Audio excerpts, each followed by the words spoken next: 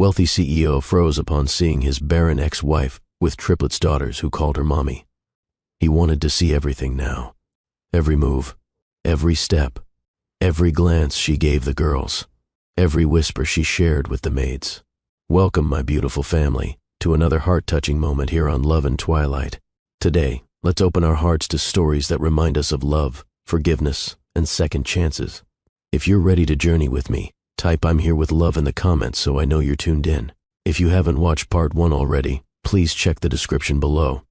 Don't just watch, be part of this family. Like this video, share it with someone special, and hit subscribe so you never miss a moment. He never shouted anymore. That was the most terrifying part, because James Alessandro had learned the art of quiet control. A low, bubbling laugh sounded from down the hallway, then 2 more, synchronized and bright. The triplets, Isolde, Taryn, Lyra. Nancy turned just in time to see a blur of pink and denim race past the hallway. The girls were playing hide-and-seek again. She heard tiny feet pounding on marble floors, followed by a screech of glee and a thud. Then silence. Too much silence. Nancy's breath hitched. She hurried toward the corridor. "Taryn?" she called softly. No answer. Then the laughter returned, erupting from under the grand piano in the music room. Nancy exhaled, placing a hand on her chest. They were still innocent, still safe. But for how long? The intercom buzzed beside the breakfast nook. She walked to it slowly. A deep voice filled the room, calm, flat, intentionally unreadable. "Come to the drawing room. No, please." No explanation. Nancy pressed the reply button. "I'm with the girls." A pause. Then, "I'm watching from the cameras." She froze. Then she turned off the intercom. It didn't matter. He'd already seen. She picked up the black robe from the back of the chair and slipped it over her silk nightgown.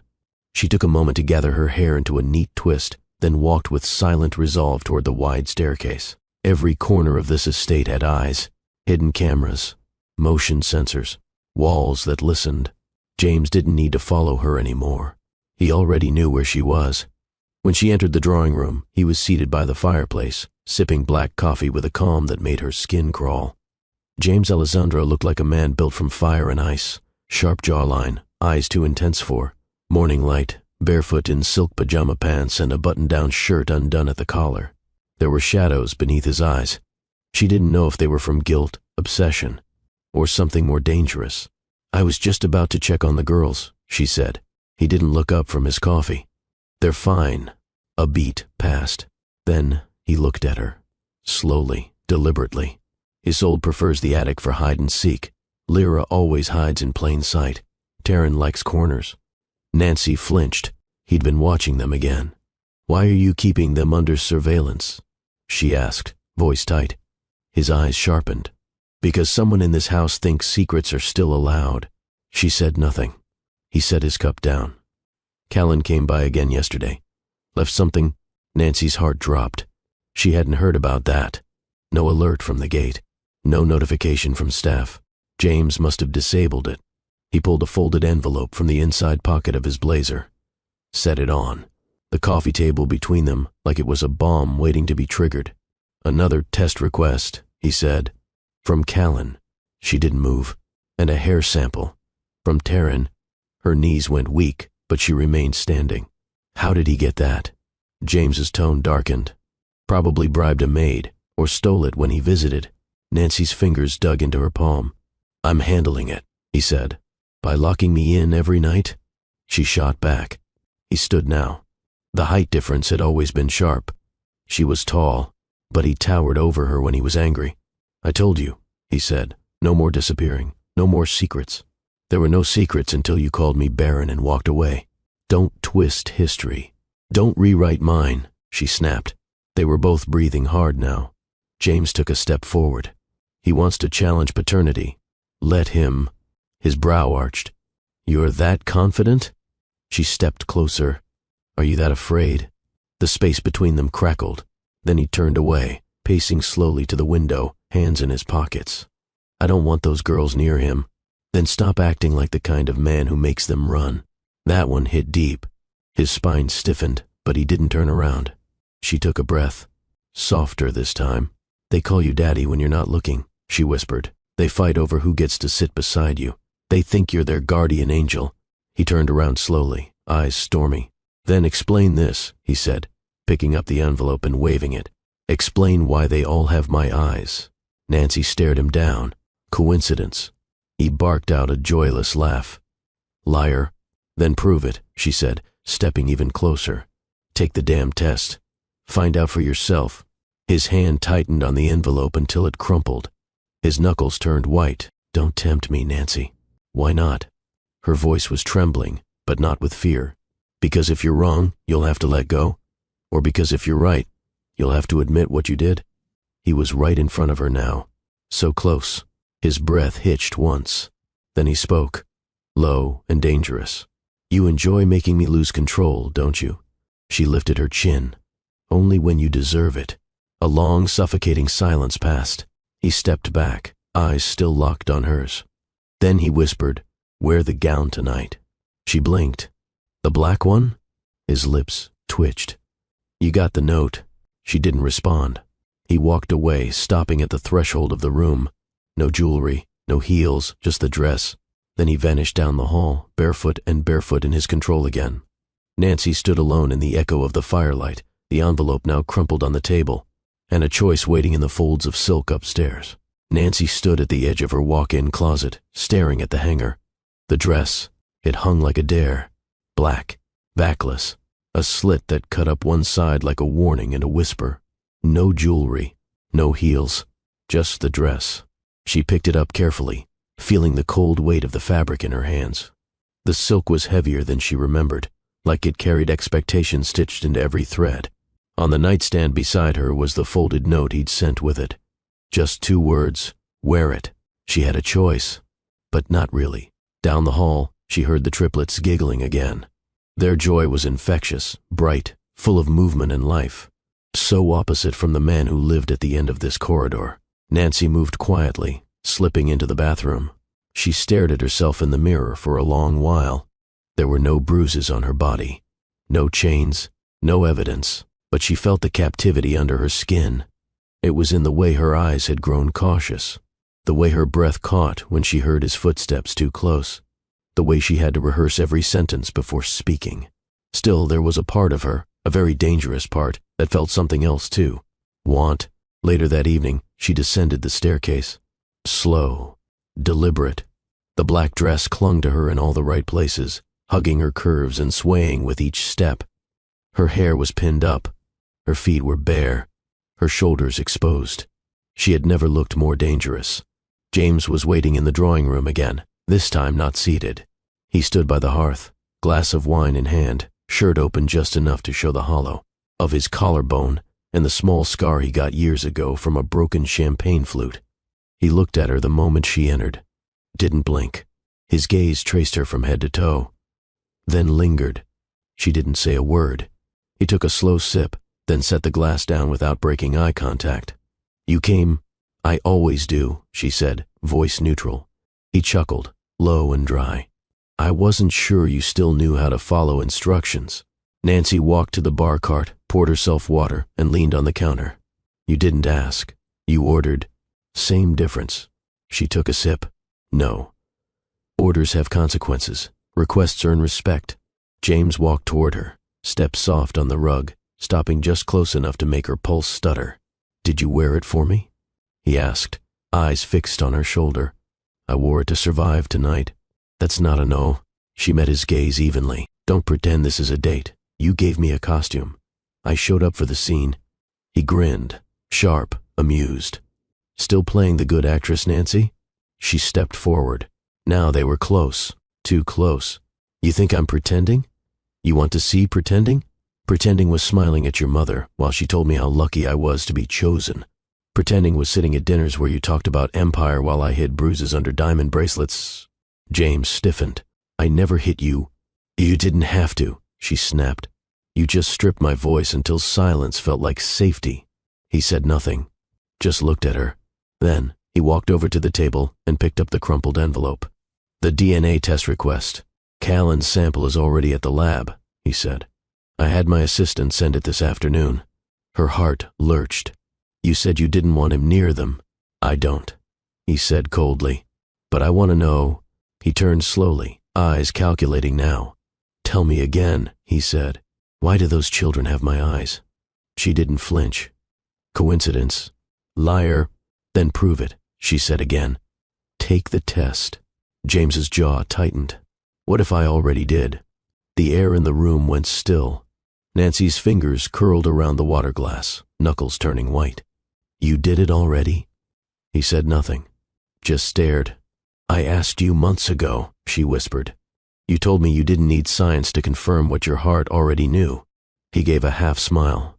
I also told you I don't like surprises. What do the results say? He didn't answer. Instead, he stepped toward her again, lifting one hand.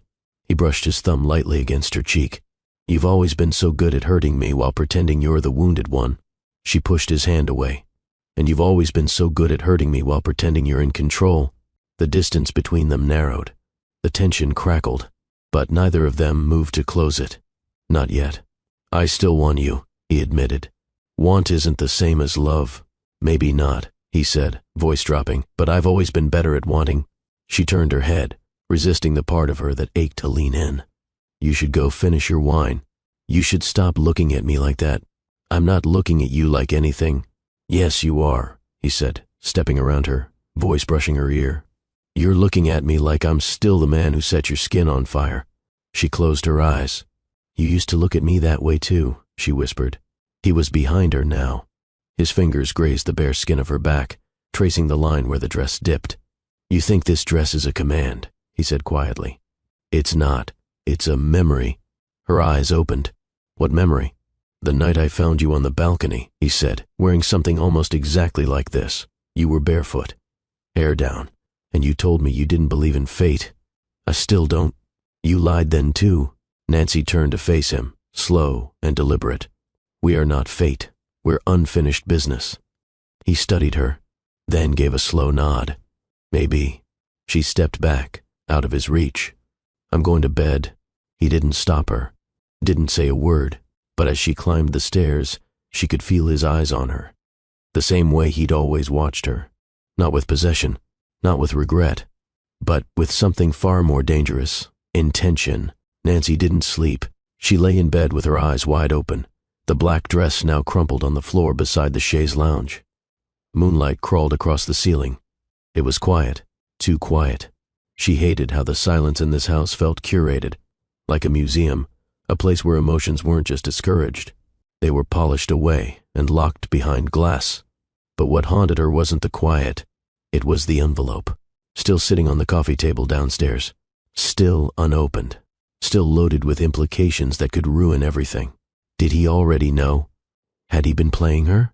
A soft knock came at her door. Nancy turned sharply. It wasn't the triplets. They always barged in. No knocking, just chaos. She slipped out of bed, crossed the room and opened it a crack. James stood there, barefoot, holding a small manila envelope, different from the one Callan brought. This one had no labels, no logos, just her name, handwritten. May I come in? He asked. Her first instinct was to shut the door, but she stepped aside instead. He didn't sit, didn't ask her to. He just handed her the envelope. She looked at it, then at him. What's this? My test? Her heart stilled. So you did it? He nodded once. When? A week after you came back. She blinked. And you're only giving it to me now? I didn't know what to do with it. Nancy crossed to the chair near the fireplace. She sat down slowly, envelope in hand. Her fingers trembled. She didn't open it. I already know what it says, she whispered. So do I, he said, voice low. She looked up. His eyes were unreadable. You should have told me, she said. I should have done a lot of things. Silence stretched between them. Nancy stared at the envelope. Why now? He leaned against the doorway, arms crossed. Because after tonight I realized. You're not trying to hurt me. You're trying to survive me. She flinched. He stepped forward. You don't owe me forgiveness, he said. You owe those girls the truth, but I owe you something more dangerous, my honesty. He sat on the edge of her windowsill, his posture stiff, as though the confession itself cost him energy. I spent years convincing myself that you left me because you were cold, disloyal, unmotherly, that you couldn't give me what I wanted." He laughed bitterly. "Turns out, you gave me everything I said I didn't want, and now I can't live without it." Nancy swallowed hard. "And the test?" He met her gaze. "They're mine." Her throat closed. "All three?" "Yes." She gripped the arms of the chair. "And you kept it to yourself." "I was afraid," he admitted. "Not of the truth. Of what it would mean. Which is that I missed 4 years of their lives because I was too proud to ask you why you left." Nancy stood slowly. She walked toward him. He didn't move, didn't breathe. She placed the envelope back in his hand. "I never stopped loving you," she said. His lips parted. "But I stopped trusting you." He closed his eyes for a moment. "I want to fix that." "You don't get to want things and have them just because you finally feel them," she said gently. "You have to earn them." He nodded slowly. "Then let me start here," he said, holding the envelope between them. "I want you to burn this." She frowned. "What?" "I don't need it anymore. I believe what I see every morning. I believe what they call me." He looked into her eyes. "I believe you." Her hand shook as she took the envelope. He watched her walk to the fireplace. She opened the latch, tossed it in, and lit the match. They both stood there as the edges curled into ash. Later, they stood by the triplets' bedroom door. The sound of soft breathing filled the hallway. James looked inside, his expression breaking. Isolde's arm was draped over Taryn. Lyra was sleeping with her feet on the pillow and her head toward the footboard. Nancy smiled faintly. "You missed a lot," she whispered. "I know. They walk like you, all three." He nodded, lips tight. Nancy glanced at him. "And they all love jelly beans, even the orange ones." He chuckled, barely. "I hate orange jelly beans. They don't know that yet." He nodded again. "I want to read to them, tomorrow, if you'll let me." Nancy looked at him, then at the sleeping girls. "They already want that," she said. "They just don't know how to ask." He looked down. She reached for the door handle, then stopped.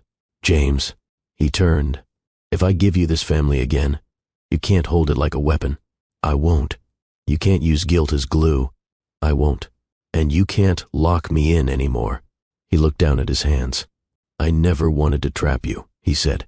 "I just didn't know how to be alone." "You're not," she said quietly. "Not anymore. But if you make me feel like I am, we'll never survive this." He stepped back. "Good night, Nancy." She watched him walk down the hall, his figure slowly swallowed by the dim corridor. This time, the door didn't lock behind her. The night air was thick with stillness. Nancy slipped through the hallway with the quiet skill of a mother trained by mischief and motherhood. Past the triplets' door. Past the family portrait she couldn't look at without remembering what wasn't said that day. At the end of the hall, an iron key lay waiting on the console table. No cameras in this part of the house, not anymore. She took it, slid it into the small panel at the side entrance near the pantry. A faint click echoed. The garden door creaked open. The secret garden sat like a forgotten sanctuary behind the Alessandro estate. Shielded by ivy walls and iron gates, it used to be her escape before everything collapsed. Before the lies. Before the test. Before James stopped shouting and started watching instead. Now it felt like neutral ground, and tonight he'd asked her to meet him here. Midnight. No staff. No maids. No cameras.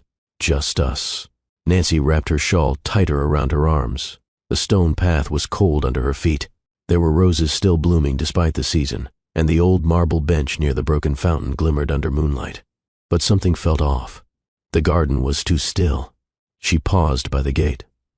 The breeze shifted. Her spine tingled. "James," she called out softly. No answer. She stepped forward. Then the world tipped sideways. Something slick and cool slid beneath her bare foot. She looked down. A snake. Her scream ripped through the quiet. She jumped back, slipped on the whetstone, and crashed to the ground. Her elbow hit hard. Pain exploded through her shoulder. Before she could move, a heavy rush of footsteps came pounding toward her. James. He appeared from the shadows behind the hedges, eyes wild, shirt half open, breath ragged. He didn't say a word. He dove. In one swift motion, he grabbed the serpent with a towel from his hand and flung it over the stone wall like it weighed nothing. Then he turned to her. You could have died. Nancy sat up, cradling her elbow. Her hair had fallen loose, strands sticking to her cheek. Maybe I should have, she snapped. He stilled. What did you say? She stood slowly, using the stone bench for balance. Maybe if I had died, she said through gritted teeth, you'd finally stop thinking you can control every second of my life. His chest rose and fell like he'd just run a marathon. I didn't plan this. No?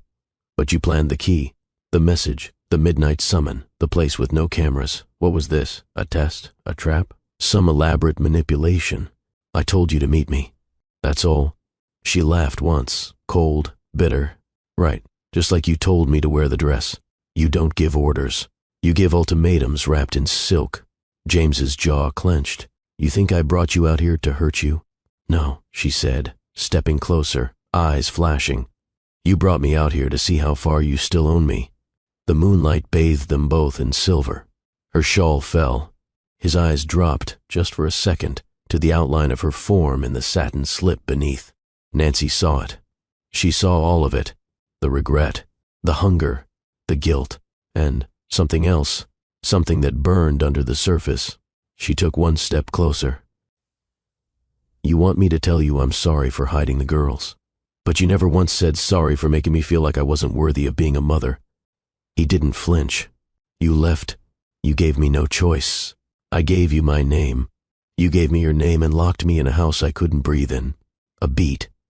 Then, you drive me insane, James said, voice breaking. Good. He closed the distance between them. Now they were chest to chest. He didn't touch her. Not yet. But his hands were fists at his sides. Nancy tilted her chin up. Do it. He blinked. Do what? Whatever this is, she whispered. Say it, break it, fix it. I don't care anymore. His hand came up, hovering beside her cheek. Not touching, trembling. I hate you for what you kept from me, he said. But I hate myself more for why you had to. Nancy's breath hitched. The garden was suddenly too small. His fingers finally touched her cheek. And then, their lips collided. Not soft, not tender. It was a crash of memory and desperation, a kiss that tasted like grief and defiance. She shoved him back against the ivy wall. He didn't resist. He grabbed her waist, lifting her slightly as their mouths found each other again, more frantic this time. Rain began to fall, light, misty, sudden. Nancy gasped against his mouth. This isn't love. James growled low in his throat. No. She tried to pull away. He caught her wrist gently, dragging her back toward him. This is possession. Her eyes closed. Then possess me, she whispered, before her lips found his again. The rain came harder, soft at first. Then steady. Nancy's hair clung to her skin. The silk of her slip dress darkened and clung to every curve. Her breath came shallow, heart thudding like war drums in her chest. James held her as though he hadn't breathed until this moment. His hand found her thigh, lifted it, pressed it against his hip. She felt the roughness of his grip, the way his body trembled, not with anger but with restraint. She gripped his shoulders. This is wrong, she gasped between kisses. He didn't stop. Then stop me. Her lips found his again instead. She tasted wine and rain and something bitter underneath. Loss, rage, lust, all the things they'd buried between DNA envelopes and 4-year silences. He turned her, pinning her against the ivy-covered wall. Her back arched as his hands roamed. One found her hip, the other tangled in her soaked hair. She tilted her head back, eyes fluttering shut. James, she whispered. Don't say anything, he murmured against her neck. Just feel it. She did. She felt every inch of him, the heat of his chest against her soaked dress, the way he held her like a man trying to reclaim a country that used to be his. Her fingers pulled open the last button of his shirt. She pushed it down his shoulders. It clung to his arms, soaked. She kissed his collarbone. He groaned. She bit him. Hard. His breath hitched. Still wild. Still yours? She asked. He met her eyes. Only if you want to be. She kissed him again, fierce, unapologetic, full of the ache they'd both been pretending didn't exist. Minutes passed. Maybe hours. She lost track of time. All she knew was that at some point, the ivy wall gave way to the marble bench beneath the trees. He sat. She straddled him. Her fingers pulled his head back, nails grazing his scalp. "You never asked me why I left the first time," she whispered, breath hot against his ear. His hands stilled on her hips. "I thought I knew," he murmured. "You wanted freedom." "No." He looked up at her. Nancy's eyes were glassy. "I left because I saw you becoming him." His spine stiffened. "Your father," she clarified. "I saw him in you, the rage, the fear, the need to own instead of love." James didn't speak, not for a long moment. Then, "I hated him," he said quietly. "I know," she whispered. "That's what scared me. Because hate has a way of becoming inheritance." He lowered his head. The rain soaked both of them now, but neither moved. Nancy touched his jaw, forcing his gaze back to hers. "You aren't him," she said, "but you were close." He swallowed hard. "And now," she leaned in. "I don't know," she whispered. James reached behind her neck, pulled her into another kiss, this time slower, deeper. It wasn't anger. It wasn't revenge. It was a quiet kind of madness, the kind that says, "I still want to try." He laid her back on the bench, his body hovering over hers, lips brushing. Across her collarbone, her shoulder, the curve of her waist. She arched into him. Her hands pulled him closer. The garden became their world. No past, no future. Just this moment, this mistake, this forgiveness, over and over again. Later, wrapped in the thick blanket he'd grabbed from a bench near the gate, she lay with her head on his chest. His fingers traced circles along her spine. "You haunt me," he said. Nancy looked up. "You deserve it." He smiled faintly. "Maybe." He turned toward her. Her skin glowed under the moonlight breaking through the clouds. "You ever think about what it would have been like if we hadn't fallen apart? All the time." His eyes softened. "But we did fall apart," she added. "And we hurt each other." James nodded. "I didn't just hurt you," he said. "I destroyed something I didn't understand." She studied his face. "For what it's worth," she whispered, "you're not the only one who's haunted." He pulled her closer. "Then haunt me back," he whispered against her lips. They didn't speak for a long while. She lay there, listening to his breathing. He stroked her hair, gently now. Like the storm had passed, like something inside him had broken and bloomed at the same time. Nancy finally spoke. "I still don't forgive you. I'm not asking for that tonight. But I need you to know, if you ever go back to who you were—" "I won't," he said instantly. She sat up, pulling the blanket tighter around her. "You say that now, but change isn't a promise. It's a choice. A daily one." James sat up too, shirtless, rain drying on his chest. "I choose it," he said. "For them, for me, for you." She searched his face, then nodded once. "Then maybe," she whispered, "we'll find our way back." The blanket was soaked, but neither of them cared. Nancy sat with her knees pulled to her chest on the marble bench, rain-misted hair curling around her cheeks. James stood beside her now, shirt back on, collar wet, arms crossed like a man still deciding whether to confess or retreat. Neither of them spoke. They had said too much already. Nancy ran a hand down her leg, brushing dirt from her calf. "You ever think maybe we're just cursed?" she asked. James exhaled. "No." She glanced at him. "I think we're just unfinished." Nancy looked down. "That sounds dangerously close to romantic." "I wasn't trying to be romantic," he replied. "I was trying to be honest."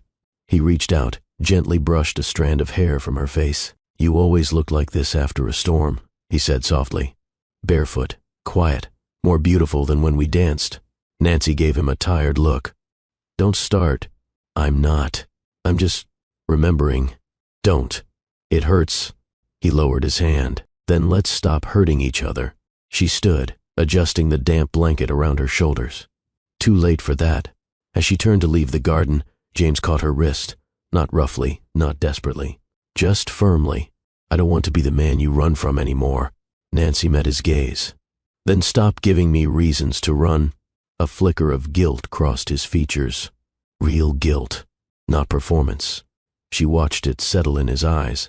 Something had shifted tonight, not just in the way he touched her, but in the way he looked at her afterward, Like she wasn't a conquest to win or a betrayal to punish, but a truth he hadn't earned yet.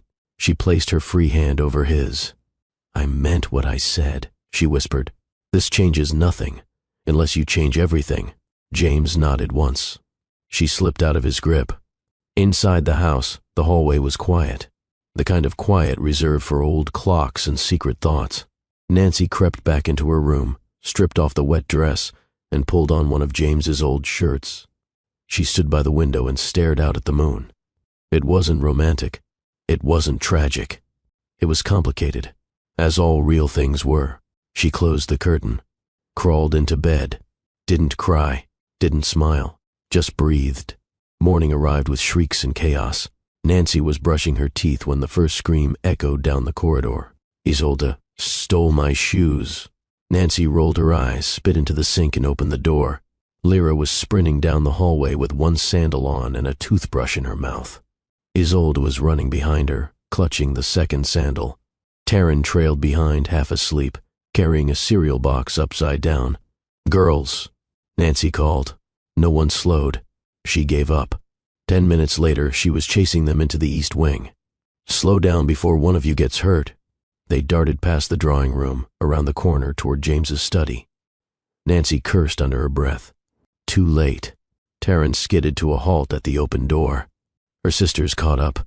Nancy turned the corner just as it happened. Taryn ran into the study and crashed straight into James's leg. He looked down, startled, holding a steaming cup of coffee, dressed sharply in a navy sweater and dark pants. Taryn blinked up at him and smiled. "Daddy," she chirped. The world tilted. Nancy froze. James froze. Even the twins stopped. James slowly crouched down to Taryn's level. "What did you call me?" he asked, voice soft. Taryn tugged on his sleeve. "Daddy, Mommy says you were gone, but now you're here." Nancy's lungs locked. Isolde stepped forward. "Yeah, Mommy told us not to tell anyone, but we know," Lyra chimed in proudly. "You have the same nose as Taryn." James swallowed hard. Nancy found her voice. "Girls," she said quickly outside. "Now, but now." Her tone made them freeze. Then they obeyed, slipping out of the room, quiet for once. James stood up slowly. Coffee, forgotten. He looked at her. Eyes, unreadable. "I need the truth," he said. Nancy didn't blink. "You already know it." "I want to hear you say it." She held his stare. "They're yours." A pause. "All three." James inhaled, but it didn't sound like air reached his lungs. "You told me you couldn't have children." "You told me I wasn't a mother," she said bitterly. "I believed you." He turned away. His hand went to his chest, like he was holding something in. "I missed everything." Nancy walked to the center of the room. "You missed first words, first steps, the first time Lyra sang in her sleep, Isolde's first drawing of a monster, which was just me in the shower cap." She tried to smile. Couldn't. James looked at her. "Why didn't you tell me?" "Because you weren't ready. You don't get to decide that. You left me. You locked me away. You watched me like a possession. You don't get to rewrite how it started." He stepped forward, close now. "And you don't get to keep pretending this doesn't destroy me. It destroys me too." She snapped. "Every single day. You think I don't ache when they ask why their last name isn't yours, or why you weren't at their first school recital?" James's hands shook. "Then why hide it?" "Because if I had told you back then," she said, voice breaking, "you would have destroyed them, not with fists, with your expectations." He exhaled sharply. "You think so little of me. I think I knew the version of you back then." Silence. They stood there, not as lovers, not even as enemies, but as parents drowning in everything they never said.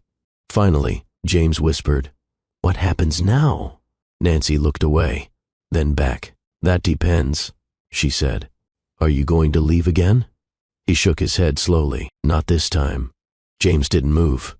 He just stood in the middle of his study, still staring at the door long after the girls had left. His coffee had spilled down the side of the cup. It left a dark ring on the floor that he didn't notice. Nancy stood across the room, arms folded, chest tight. She hadn't meant for it to happen like that. She'd rehearsed dozens of versions in her mind, calm explanations, gentle reveals, softened words. But not this. not their daughter blurting daddy with a smile and a mouthful of secrets. James looked at her like she was a stranger. Was it always going to come out like this? He asked. Nancy hesitated. They've been asking questions, she said. It was only a matter of time. I should have been the one to tell them, he said, voice low. You weren't ready. He shook his head. They deserve better. They have better. They have each other. That's not what I meant. I know, she replied. But you don't get to erase the years you missed just because the truth finally slapped you. His face tightened. Nancy walked to the desk and picked up the framed photo of Elizabeth with the girls from last summer. She told them bedtime stories every night, she said softly. And every time they asked about their father, she told them he was someone brave, who wasn't ready yet. James turned to her. Did she know? Nancy nodded. She knew before the hospital visit. She always knew. I think that's why she asked me to come back before she passed. She wanted you to see what you'd lost. James looked down. The silence thickened between them. Then, I don't know how to be a father, he admitted. Nancy looked up slowly. You don't have to know yet. You just have to show up. The next morning, James found himself standing outside the girls' playroom door. He held 3 small paper bags in his hand. Nancy had drawn each of their names in cursive on the outside. Lyra had added a star sticker to hers. Taryn had written "No boys allowed" in red crayon across the bottom of hers, then added "Except Daddy" beneath it. He stood there for a full minute, then knocked. No answer. He knocked again. A faint voice called, "Come in, only if you bring snacks." He opened the door. 3 heads popped up from behind a pile of pillows. They stared at him. And the bags. He lifted them up. I brought gummy worms. Lyra shrieked. Yes. Taryn grabbed the bags. James walked in slowly. Nancy was sitting on the rug, surrounded by building blocks and tiny plastic ponies. She gave him a nod. No resentment, just a quiet acknowledgement. He sat on the floor awkwardly. The girls immediately surrounded him. Can we play family?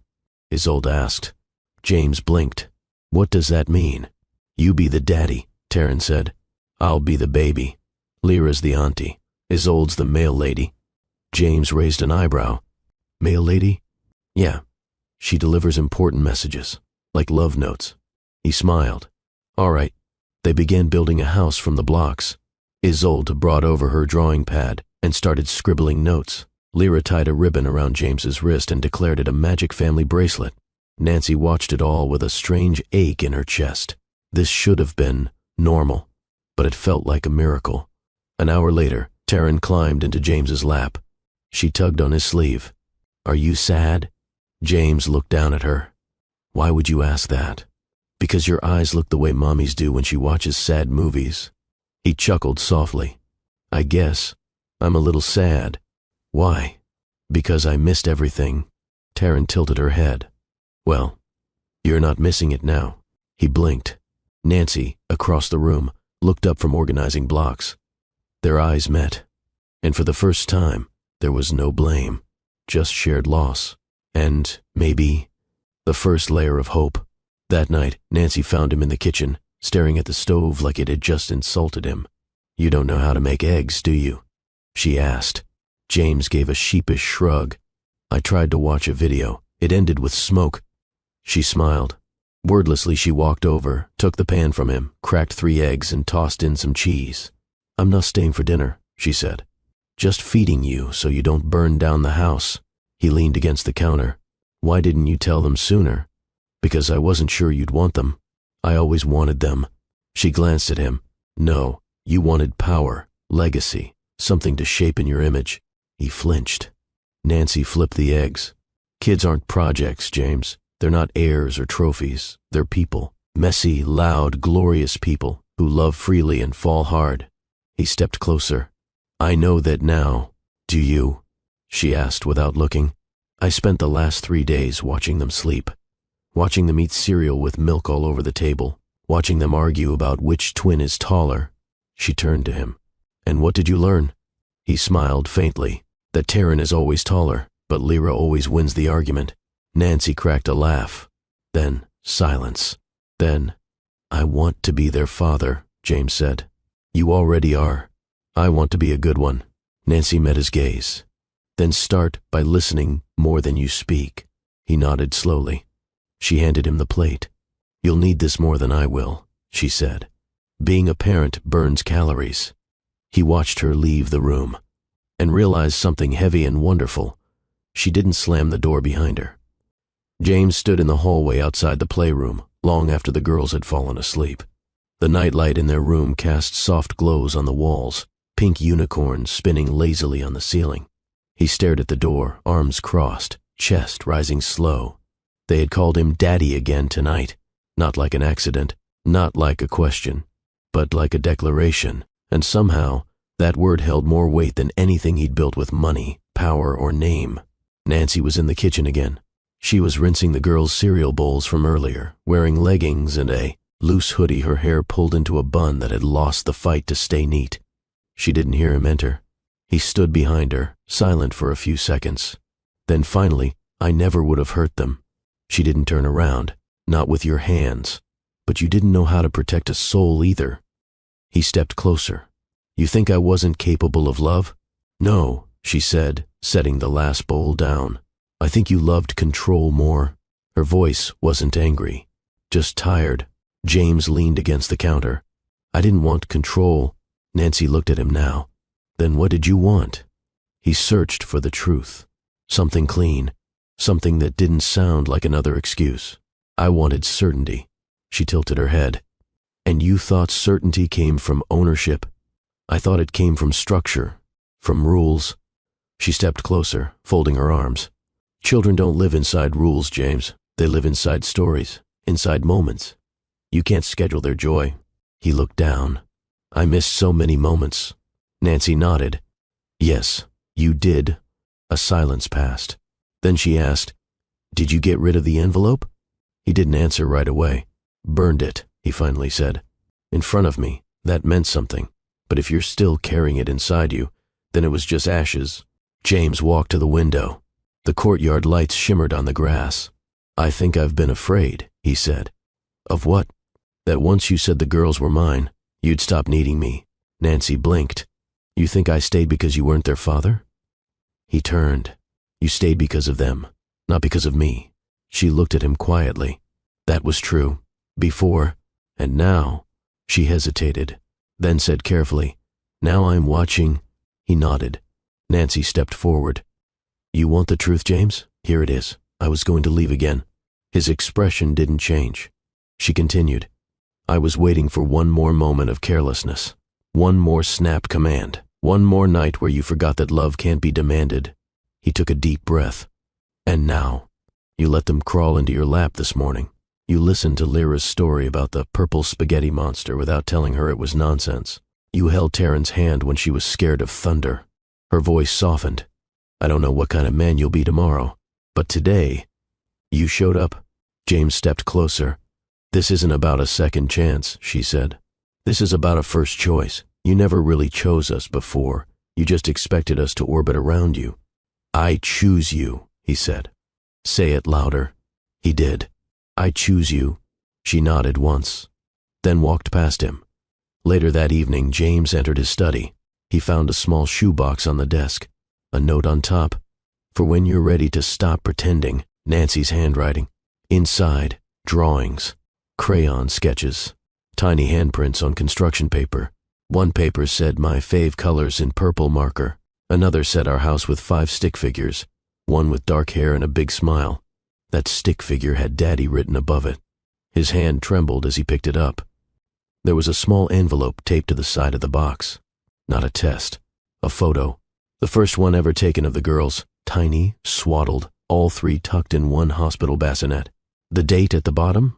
The same week he had signed a business deal overseas and never called Nancy once.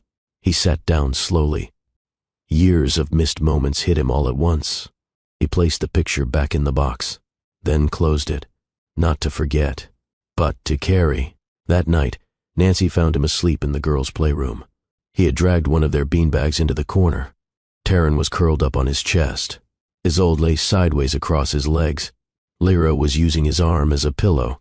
Nancy didn't wake them. She just pulled a blanket from the couch, covered all 4 of them, and for the first time in years, she didn't lock her own door before bed. Nancy stared out the window.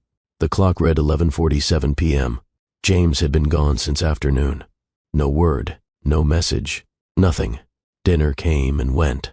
The girls asked where he was. Nancy lied. He had a meeting.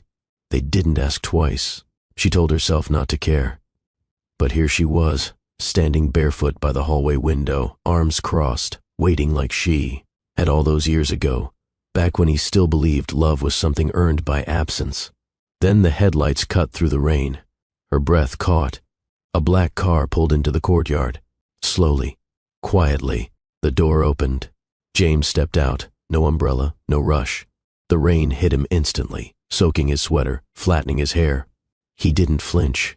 He just walked, head down, hands empty. Nancy didn't move from the window, not until she saw him pause at the front door, like he wasn't sure he should knock on a house he technically owned. She opened it first. He stepped inside, drenched, silent. The foyer light caught the drops rolling off his jaw. Nancy didn't speak. She waited. James looked at her. Not proud, not angry, just broken open. "I needed to walk," he said. She nodded once. "For 6 hours?" He didn't explain. She didn't push. "I sat outside their old preschool," he finally said. "The gate was locked. I just stood there.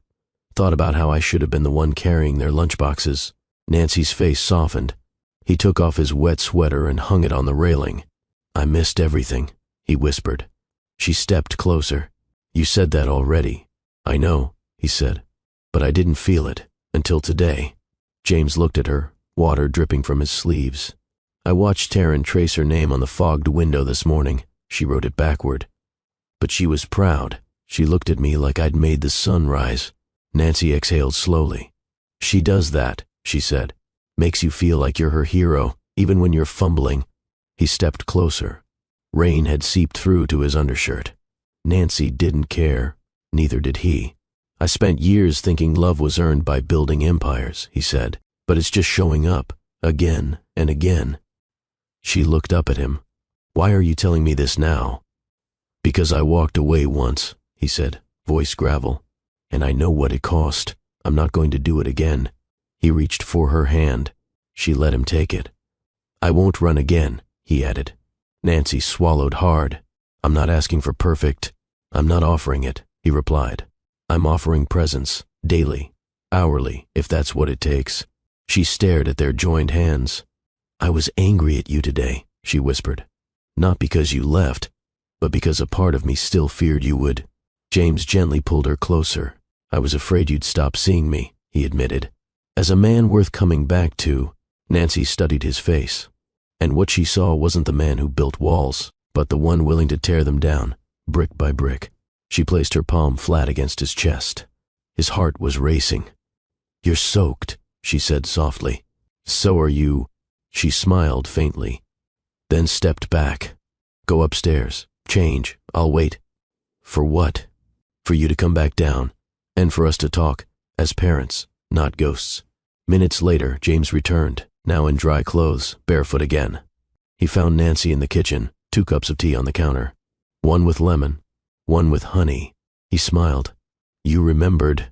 You don't forget the details when you love someone," she said, sliding the cup toward him.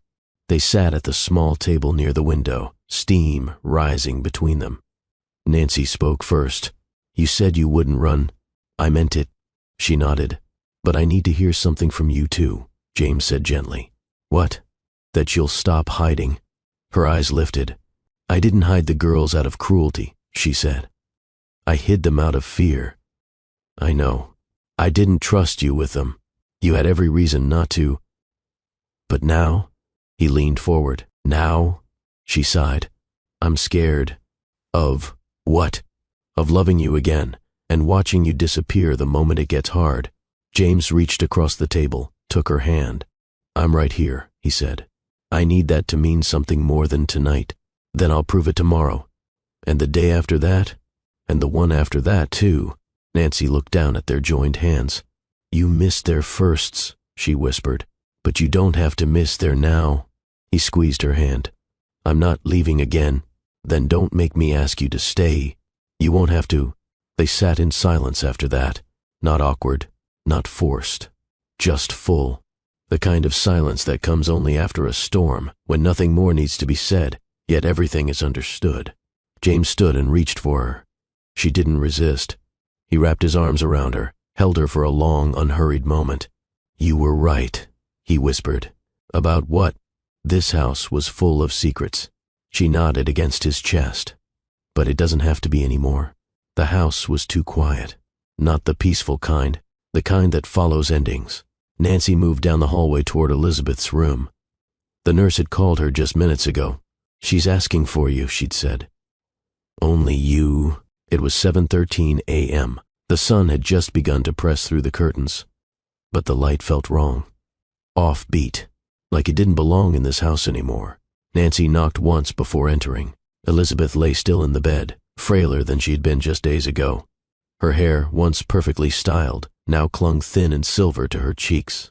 Her breathing was shallow, uneven, but her eyes were sharp.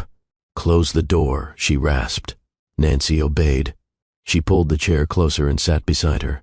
Elizabeth's fingers twitched, reaching toward the bedside drawer. Nancy helped her open it. Inside, a sealed envelope. No name on the front, just a gold-pressed family crest. The Alessandro seal. Elizabeth tapped it weakly. "For you," she said. "When I'm gone." Nancy held it. "What is it?" "Truth." They sat in silence for a long time. Nancy thought of all the things she could say, all the moments she could thank her for, all the heartbreaks they had survived, sometimes side by side, sometimes staring from across different battlefields. But the words wouldn't come. It was Elizabeth who spoke first. "I knew about the girls." Nancy didn't flinch. "You never said anything." "I didn't need to. I knew from the moment I saw Isolde smile. She had James's exact eyes when he was 5. Trouble and charm bundled into one stare." Nancy looked down at the letter in her lap. Elizabeth inhaled, shakily. "I knew you kept them from him because you were protecting them. And I knew you came back because a part of you still hoped he'd grow into someone worthy of being their father." Nancy finally spoke. "I didn't come back for him." Elizabeth smiled faintly. "You did. Not fully. But part of you did." Nancy tried to respond. "Couldn't." Elizabeth continued. "He's never been easy to love. But I always knew you could bend him where no one else could." "I didn't want to bend him," Nancy said quietly. "I wanted him to choose us without force." "I know." Elizabeth looked toward the window. "The first time I held James, I was terrified. I knew he'd either become a man who led the world or one who destroyed the people in his orbit." She turned back to Nancy. "I wasn't always a good mother." "You did what you knew," Nancy said. "I did what I thought would make him strong. But strength without softness, it turns into cruelty." Nancy reached for her hand. Elizabeth gripped it, though weakly. "You gave him something I never could," she whispered. "A mirror. You made him look at himself, and not turn away." A tear slipped down Nancy's cheek.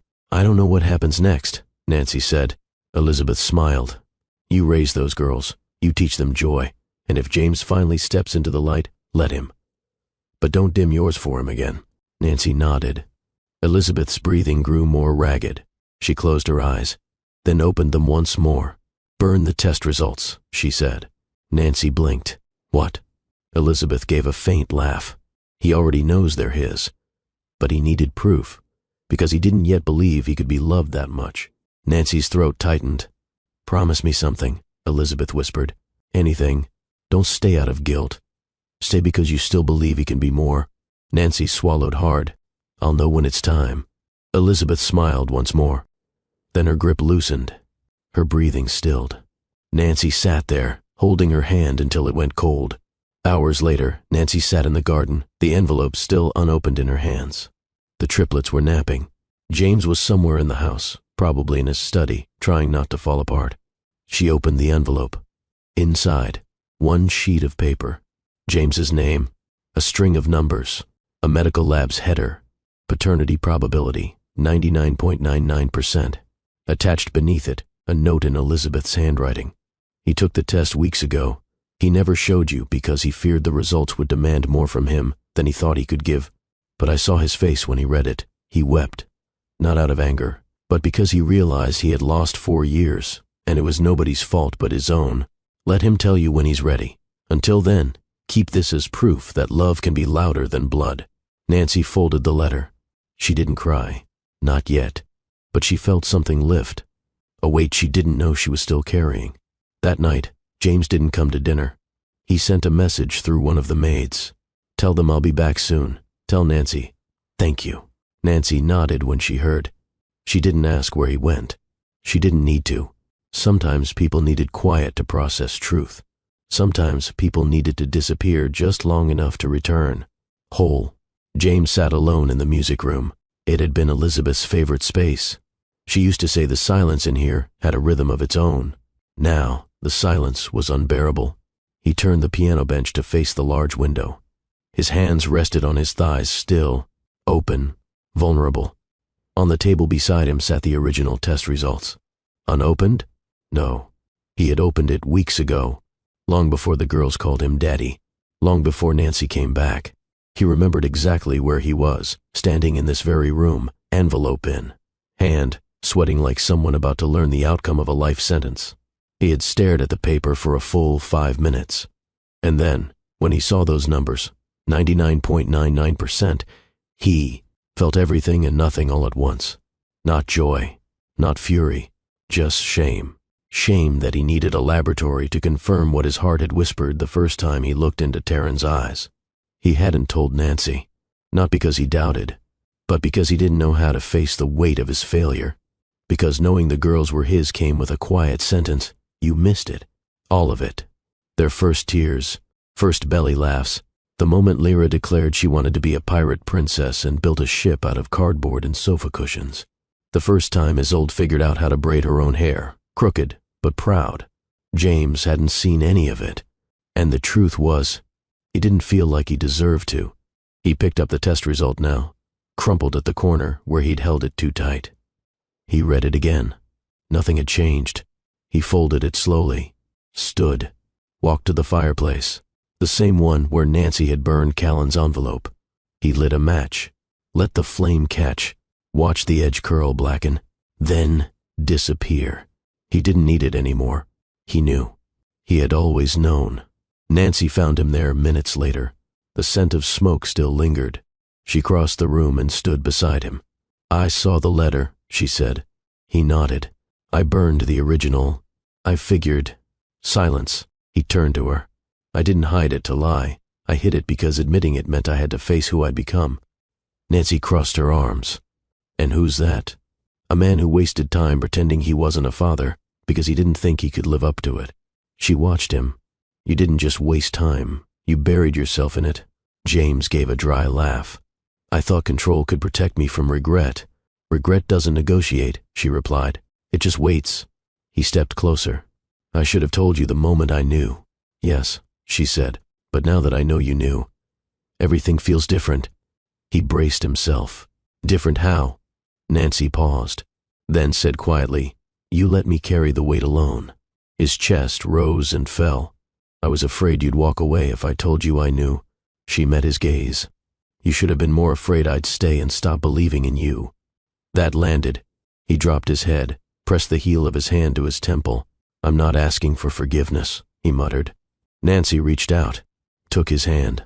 "I'm not offering it," she said, "but I am offering something else." He looked up. "What?" "The next chapter." That evening, James stood by the playroom doorway. He watched Isolde help Taryn button her pajamas, watched Lyra brush her doll's hair with intense focus. No cameras, no mirrors, no performance, just real life. Nancy leaned against the wall beside him. "You can go in, you know." He glanced at her. "I don't want to interrupt." "You're not the interruption," she said. "You're their father." James took a breath, then stepped inside. He knelt beside them, held out his hand. "May I read tonight?" 3 little heads whipped around, then 3 nods. He picked up the book on the floor, The Lion and the Firefly. His voice was a little shaky on the first line. By the 3rd page, the girls had curled up around him like he'd always been there. And maybe, in a way, he always had been. Just waiting, just afraid. Now, no more. That night, Nancy walked past the playroom on her way to bed. She paused at the door. James had fallen asleep on the rug. one arm over Taryn, Lyra tucked into his side. Isolde had used his chest as a pillow. Nancy stood in the hallway, one hand resting on the doorframe, eyes stinging. She didn't cry, but she smiled, because finally it felt like the house was breathing again. And this time, it wasn't filled with silence. It was full of something else, something new, something real. The house had gone still again. Not like when the girls were napping. This was the stillness that follows finality. James stood at the top of the staircase, gripping the banister. He already knew. He didn't need anyone to tell him. The nurse came up slowly, her voice soft. She passed 20 minutes ago. Peacefully, no pain. James nodded. Didn't speak. Didn't move. Nancy was already downstairs in Elizabeth's room, having arrived before him. He hadn't been able to walk in. Not yet. Not like this. Not like the little boy who used to climb into her bed when the world outside felt too big. He gripped the banister harder. The nurse touched his arm gently. Take your time. Then she left. James stood there another minute before he made his way down. The room smelled like lavender and clean sheets. Nancy sat beside the bed, holding Elizabeth's frail hand, eyes red but dry. She didn't look up when James entered.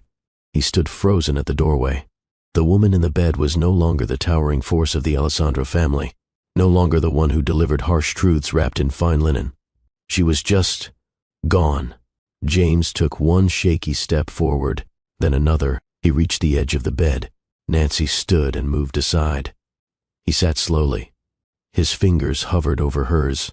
They looked smaller now, so different from the hands that once held his face after his first boardroom victory, or the ones that buttoned his shirt the morning of his wedding.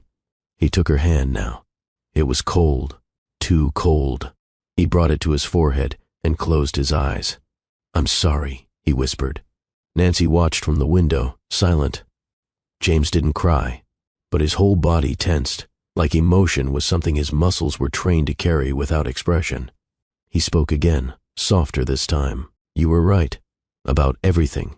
His thumb brushed over her knuckles. I was arrogant. I pushed her away. I let power speak louder than presence. He looked up at her face, unmoving but peaceful. I was a coward. Nancy turned away, giving him space. James pressed her hand to his chest. Thank you, he whispered, for keeping them safe when I didn't even know they were mine. A tear slid down his cheek. He didn't wipe it. He let it fall. And another followed, until the shaking in his shoulders betrayed everything he never said aloud. Hours passed. The staff began preparations.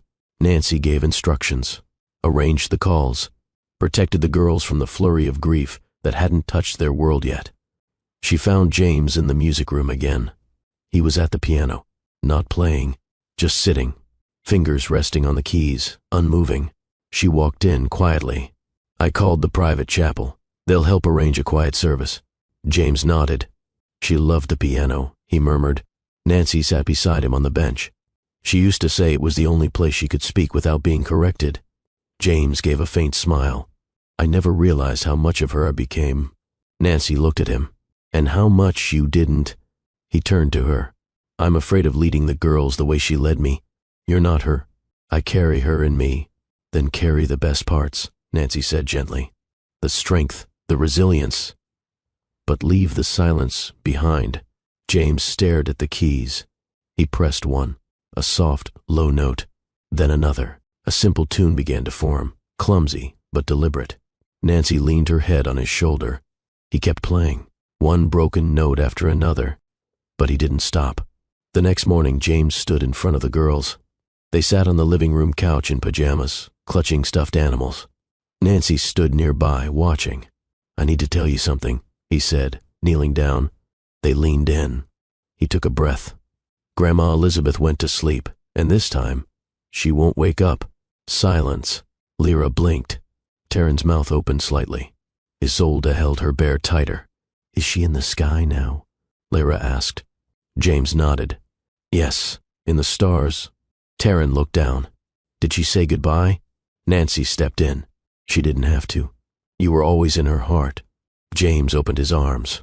All three girls rushed in at once. They didn't cry hard, just held him, as if the safest place in the world had shifted from a grandmother's lap to a father's arms. And for once, he didn't need to prove anything. He just needed to stay. Nancy heard the knock first. A calm, deliberate knock. Not rushed, not uncertain. She was in the living room with the girls, coloring books open on the coffee table, a mess of crayons scattered across the floor. Taryn had just asked what inheritance meant. Nancy never got the chance to explain. The second knock came louder. James appeared from the hallway, shirt tucked, sleeves rolled, tie loosened. He looked at her. She nodded. They both already knew. He opened the front door. And there he was, Callan, wearing the same smug expression he'd always worn, like the world owed him thanks for tolerating it. "Morning," he said, stepping inside without invitation. Nancy stiffened. The girls remained behind her, quiet, watching. Callan's eyes scanned the room. "Well, you've all made yourselves quite domestic." James closed the door behind him. "What do you want?" Callan smiled. "To talk." James didn't move. "Say it."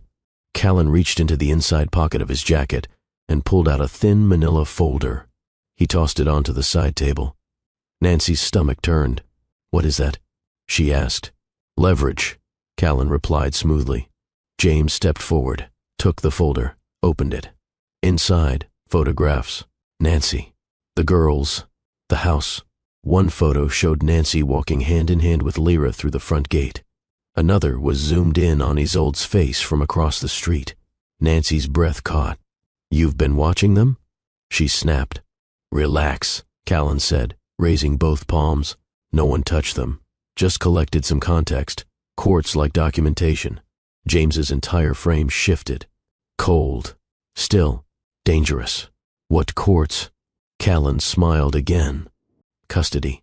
Nancy stood. "No. Joint custody," Callan said. "For now. But if you don't cooperate, I'll make things less friendly." James stepped between them. "You're not touching them." Callan didn't flinch. "They're not legally yours, James. At least not on paper. But me? I've got a contract signed years ago. I agreed to support Nancy when she was struggling. There's still a clause in there that gives me visitation." Nancy's hands shook. "That was never meant for this, but it exists," Callan said. "And it holds up."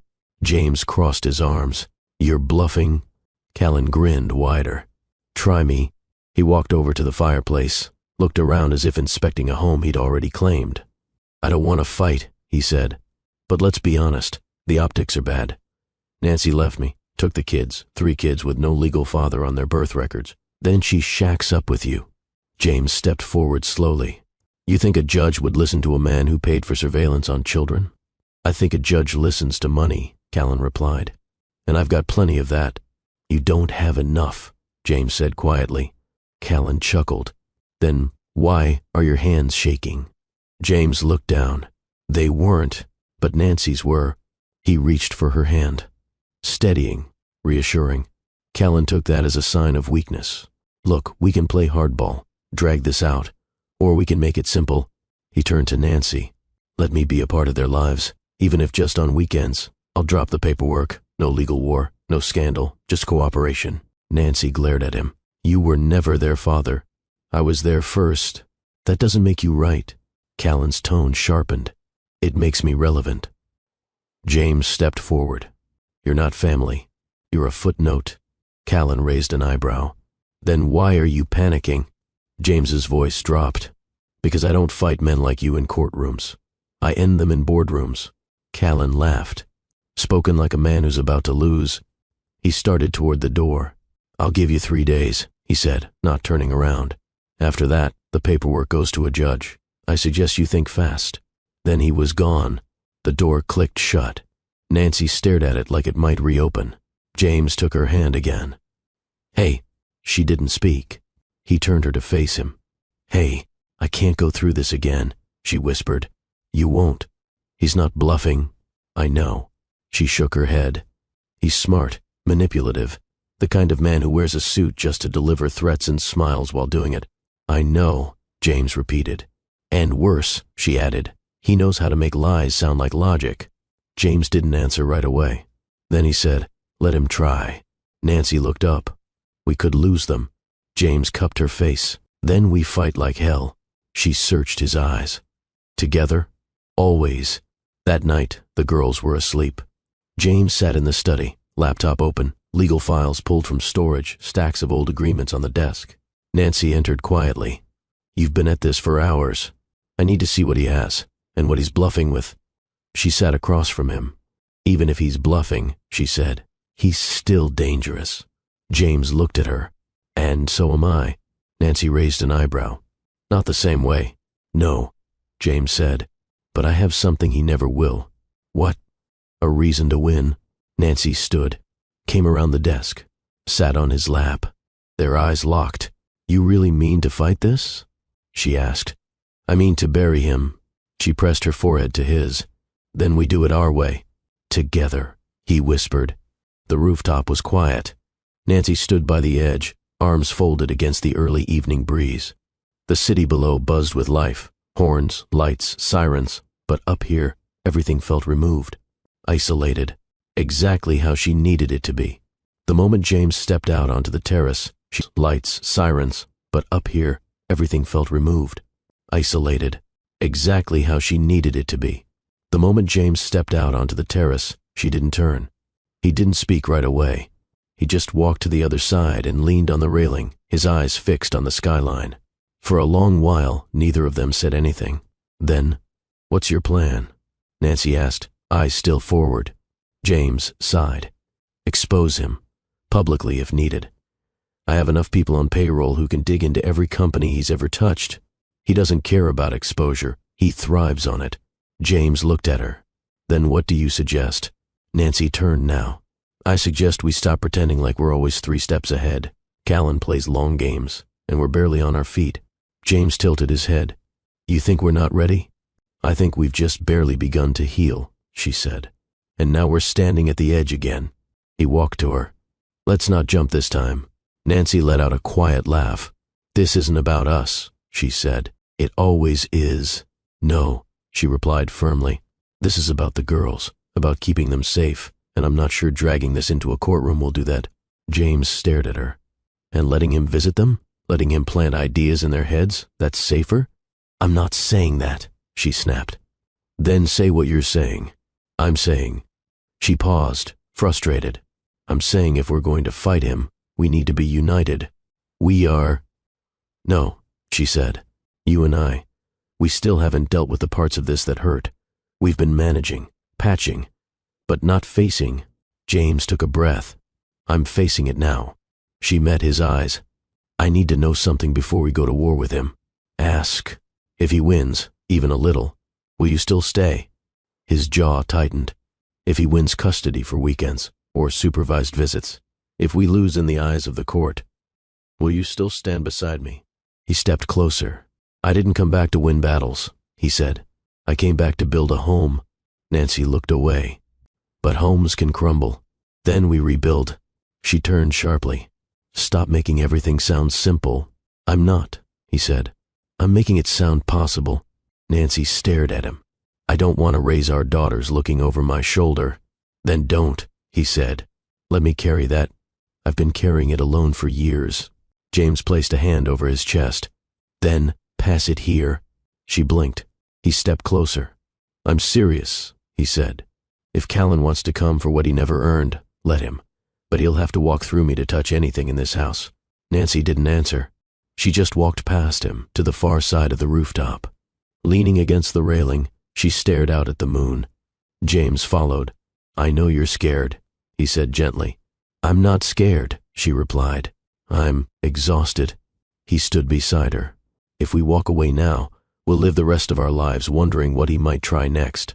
She nodded. "I know." He looked at her, more softly now. "I'm not just staying because I want to be a father," he said.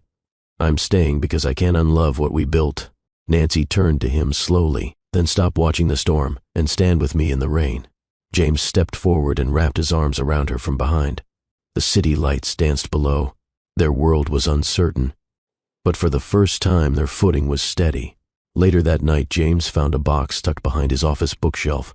Inside, a flash drive, labeled in Nancy's handwriting, 2018, the year I left. He plugged it into his laptop. Videos. One showed Taryn as a baby, trying to crawl across a hotel bed. Another had Isolde banging on pots while Nancy laughed in the background. He clicked on one marked Lyra first words. The screen lit up with baby Lyra grinning, holding a stuffed elephant. And then, "Da," Nancy's voice on the recording. "Say it again." Lyra giggled. "Da, dee." James covered his mouth. His eyes stung. He hit pause. He sat back in his chair, closed his eyes and whispered, "Never again. I'm not missing a thing." The next morning was slow. Nancy stood at the kitchen counter, sipping coffee from the chipped mug Isolde had painted at camp. Her eyes were puffy from sleep, or maybe from thinking too long. She wasn't sure anymore. The girls were still asleep upstairs. The house was quiet, save for the hum of the refrigerator and the occasional creak of the wooden floor settling into another day. James walked in, barefoot, holding a folded note in his hand. She didn't look at him. "You always find me in the kitchen," she said quietly. "I never have to look far." Nancy took another sip. "I made a list," he said. She turned slightly. "A list?" He nodded. "Everything I'm willing to change. Everything I've already started working on." Nancy raised a brow. "You think this is something you can solve with bullet points?" He offered a slight smile. "No. But I figured it's a start." She took the paper from him, unfolded it. "Read." It was handwritten. No fluff, just direct lines. Weekly therapy, no excuses. No locked doors. Daily check-ins, even if brief. Business hours stay in the office. 1 on -1 time with each daughter. 0 control. Only communication. Your space is yours. I won't invade. I will ask, not demand. No more testing you with silence. If I slip, I say it. Immediately. Nancy lowered the page. "I don't need a script," she said. "I do," he replied. "For now." She folded it back up. "Why?" "Because I never learned how to love out loud. I only learned how to provide. And now, I'm learning how to stay." Nancy set the paper down, then walked to the sink.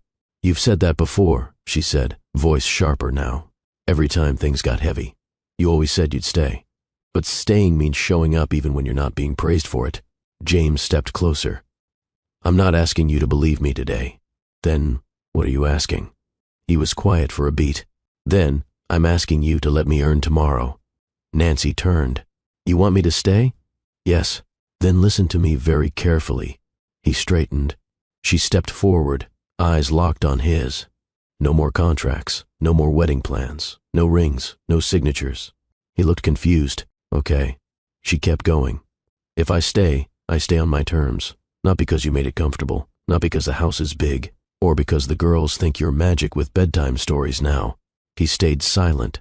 "I stay because you don't flinch when I call you out. I stay because when the darkness creeps in, you don't disappear. You hold my hand through it." James swallowed hard. "I can do that." She stepped even closer. "You say you want us back, but us isn't something you get by rebuilding the palace. It's something you get by sweeping the dust under your own feet." His throat tightened. "I want to stay," she whispered. "But not if I have to shrink again. Not if I have to pretend your silence is strength." "I hear you," he said, voice thick. "I want softness," she said. "But I want fight too. Not against me, with me." James reached for her hand. She let him take it. "I want you to stay too," she admitted. "But this time, we build something different. Something no judge, no ex, no shame can touch. I'm in." "No ownership," she said. "Only partnership," he replied. "No more disappearing. Only arriving," he said. She nodded, then let her forehead rest against his. "I'm scared," she whispered. "So am I," she exhaled. "But we do it anyway?" He smiled. "Yes, we do it anyway." Later that night, after the girls fell asleep tangled in a blanket fort of fairy lights and mismatched pillows, Nancy stood on the balcony with James. She leaned into his side, arms wrapped around her. "You know he's still watching," she said. "I know. He's going to come for them." James looked out at the stars. "Then let him come." She turned to him. "And if we lose?" He glanced at her, eyes calm. "We won't. And if we do?" He placed a hand over her heart. "Then we make sure what they remember isn't courtrooms or headlines, but that their parents didn't break, even when everything tried to." Nancy stared at him, then smiled faintly. You're different now. I'm becoming. She slipped her hand into his, and for the first time, didn't feel like she had to run just to feel safe. She stood still and felt stronger. Not all staying is the same. Some stay to control, others stay to carry. Comment, I choose presence if you believe real love shows up and stays even when the fear does too.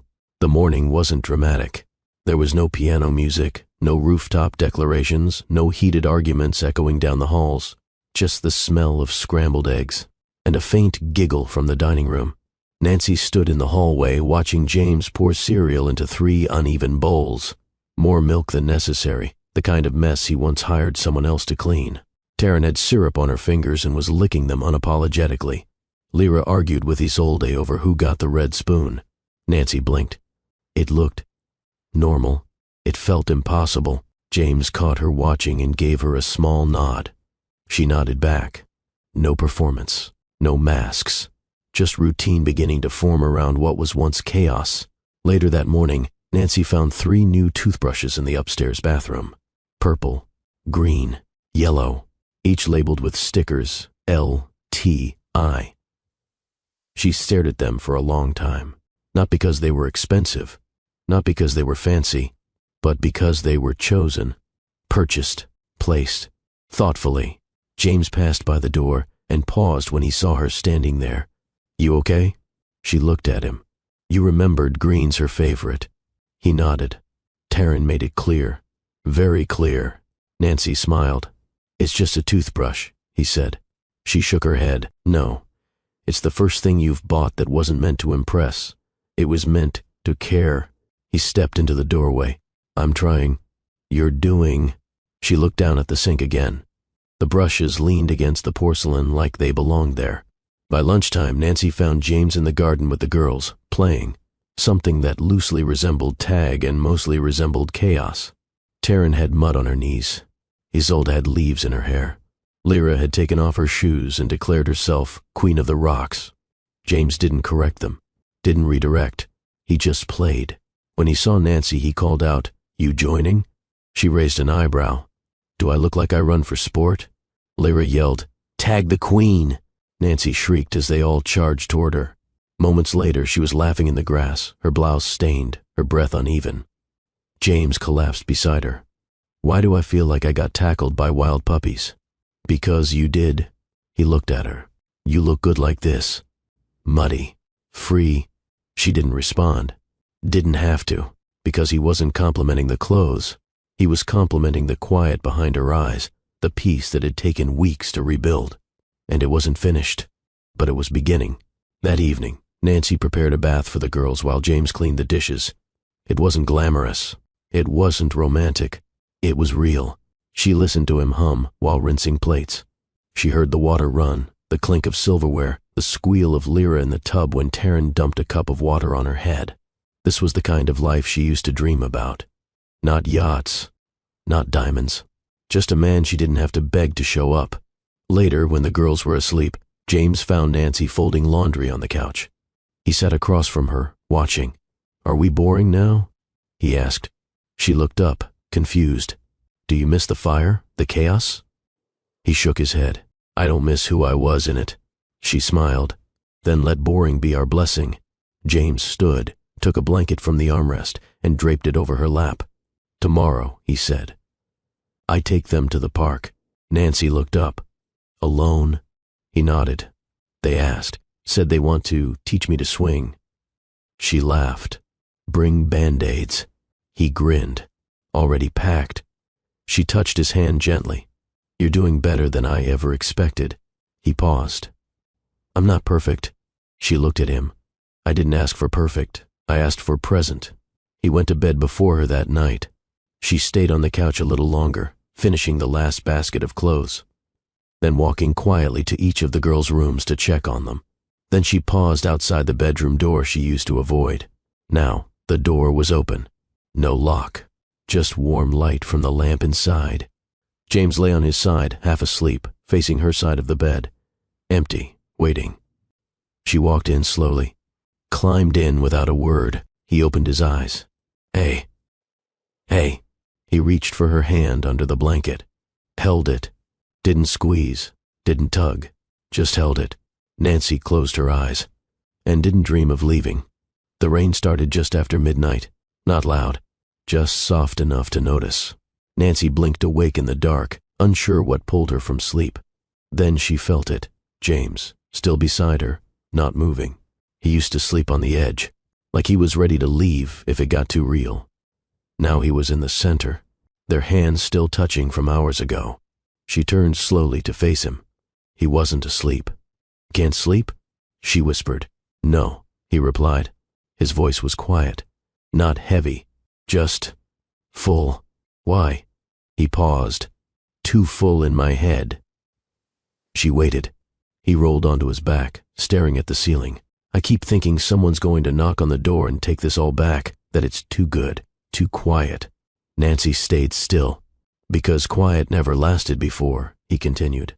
"There was always something, a headline, a hearing, a mistake." She laid her head against his shoulder. "This quiet isn't luck," she said. "We earned it." James exhaled. "But what if I break it?" Nancy looked up at him. "Then I decide if I stay, not the past." His brow furrowed. She sat up slightly, resting on her elbow. "I'm not here because you finally did things right. I'm here because I watched you face the version of yourself I used to beg to change." James didn't speak. "You didn't run from it this time. That matters more than any perfect record." He stared at her. "You really mean that?" "I wouldn't be in this bed if I didn't." The room stayed quiet for a while after that. But it wasn't tense. It was safe. James turned to face her fully now, one arm under the pillow, the other resting over his chest. "Do you miss being married?" he asked softly. Nancy thought about that. She thought about the ceremony, the dress, the dance, the promises shouted in front of cameras and distant relatives. Then she thought about this, barefoot, bed warm, no performance, no pressure. "No," she answered. "Not even a little." "I miss the fantasy," she said. "Not the contract." James smiled faintly. "You were a beautiful bride. I was a tired one." They both chuckled quietly. "Would you ever do it again?" he asked. "Not like that," she said. "If I ever say yes again, it won't be for a name change or a headline." He nodded slowly. "It'll be for the girls," she continued. "For us. For the version of family that doesn't ask for signatures, just showing up." "Every day." James swallowed hard. "So if I wanted to promise you something tonight, not as a husband, just as a man, could I?" Nancy looked at him. "That depends." "On what?" "On whether you're offering promises you can keep, or ones you hope you can." He took a breath, then sat up, propped against the headboard. "I can't promise I'll never mess up again," he said. "But I can promise I'll never hide it." Nancy nodded. "I can't promise the world will leave us alone," he added. "But I'll fight for your peace before I fight for my reputation." She reached for his hand. He continued. "I can't promise I'll always have the right words, but I'll listen when yours sound like hurt." Her fingers tightened around his. "I can't promise I'll fix what I broke overnight," he said. "But I'll never ask you to carry the glue alone." She exhaled. Then, "Those are vows." "I know. You're not wearing a ring. Don't need one to stand beside you." Nancy pulled the blanket up around them both. "Then I promise this," she whispered. "If you keep choosing me without demanding I choose the old you, I'll keep choosing you back." James's eyes misted. She leaned her forehead against his. "And if the noise comes back?" he asked. Then we turned down the volume together. They lay there like that for a while. No papers, no priest, no party. Just two people making new promises in an old bed, with rain as their witness. In the early hours, when the storm had passed and the world outside was still, Nancy stirred. She reached for her phone, typed something. James noticed and turned toward her. "What are you doing?" She handed him the screen. It was a note titled, "Our Quiet Promises Below, a List. No disappearing, even when ashamed. Speak first, defend later. Grace, not perfection. Apologies that start with I, not you made me. Check the temperature before assuming storms. Ask what do you need right now. Celebrate boring days. No door slams. Ever. The girls come first. Every time. Don't let old fights win new days." He read it twice, then reached over and pressed a kiss to her forehead. "I can keep those." She smiled against his chest. "Good." Because those are the only kind I want. The house felt different now. It wasn't in the furniture. That was still clean-lined and cold, as if staged for a magazine shoot. It wasn't even in the sunlight that filtered through the tall windows.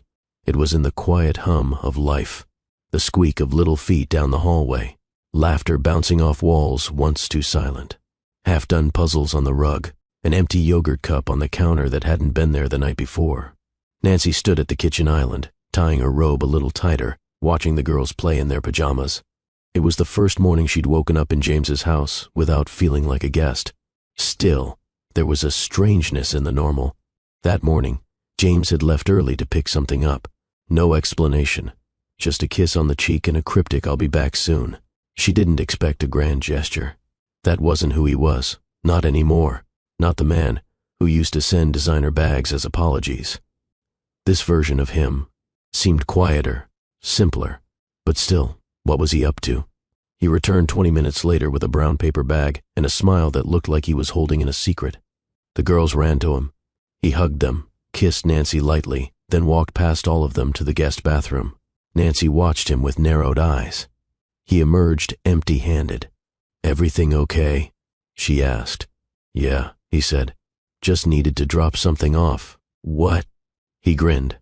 "Go see." Suspicious, she walked down the hallway, pushed open the bathroom door, then froze.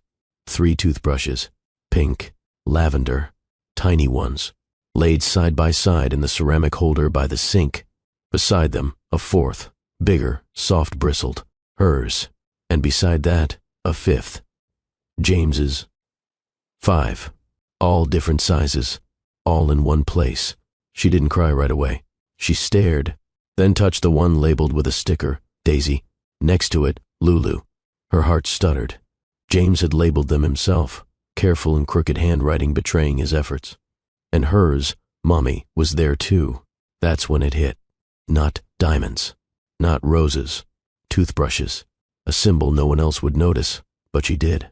Because it meant permanence. It meant this wasn't a visit. It meant, I expect you to brush your teeth here. Tomorrow. And the next day. And the day after that. She covered her mouth. Her shoulders shook. And for the first time in years, Nancy cried without shame. James heard the soft sob.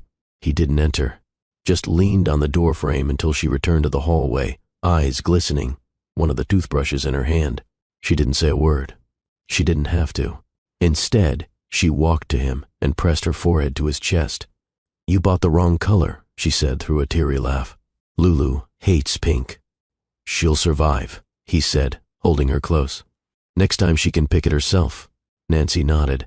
And then, more softly, "Thank you."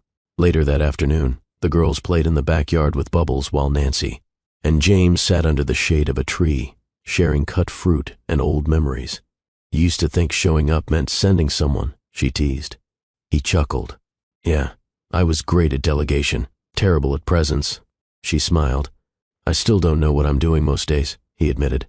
"But this, the toothbrush thing, it just felt like a start. It was..." He looked at her. "I wanted to give them something normal, not flashy, just expected. Something that says, you belong here, even in the little routines."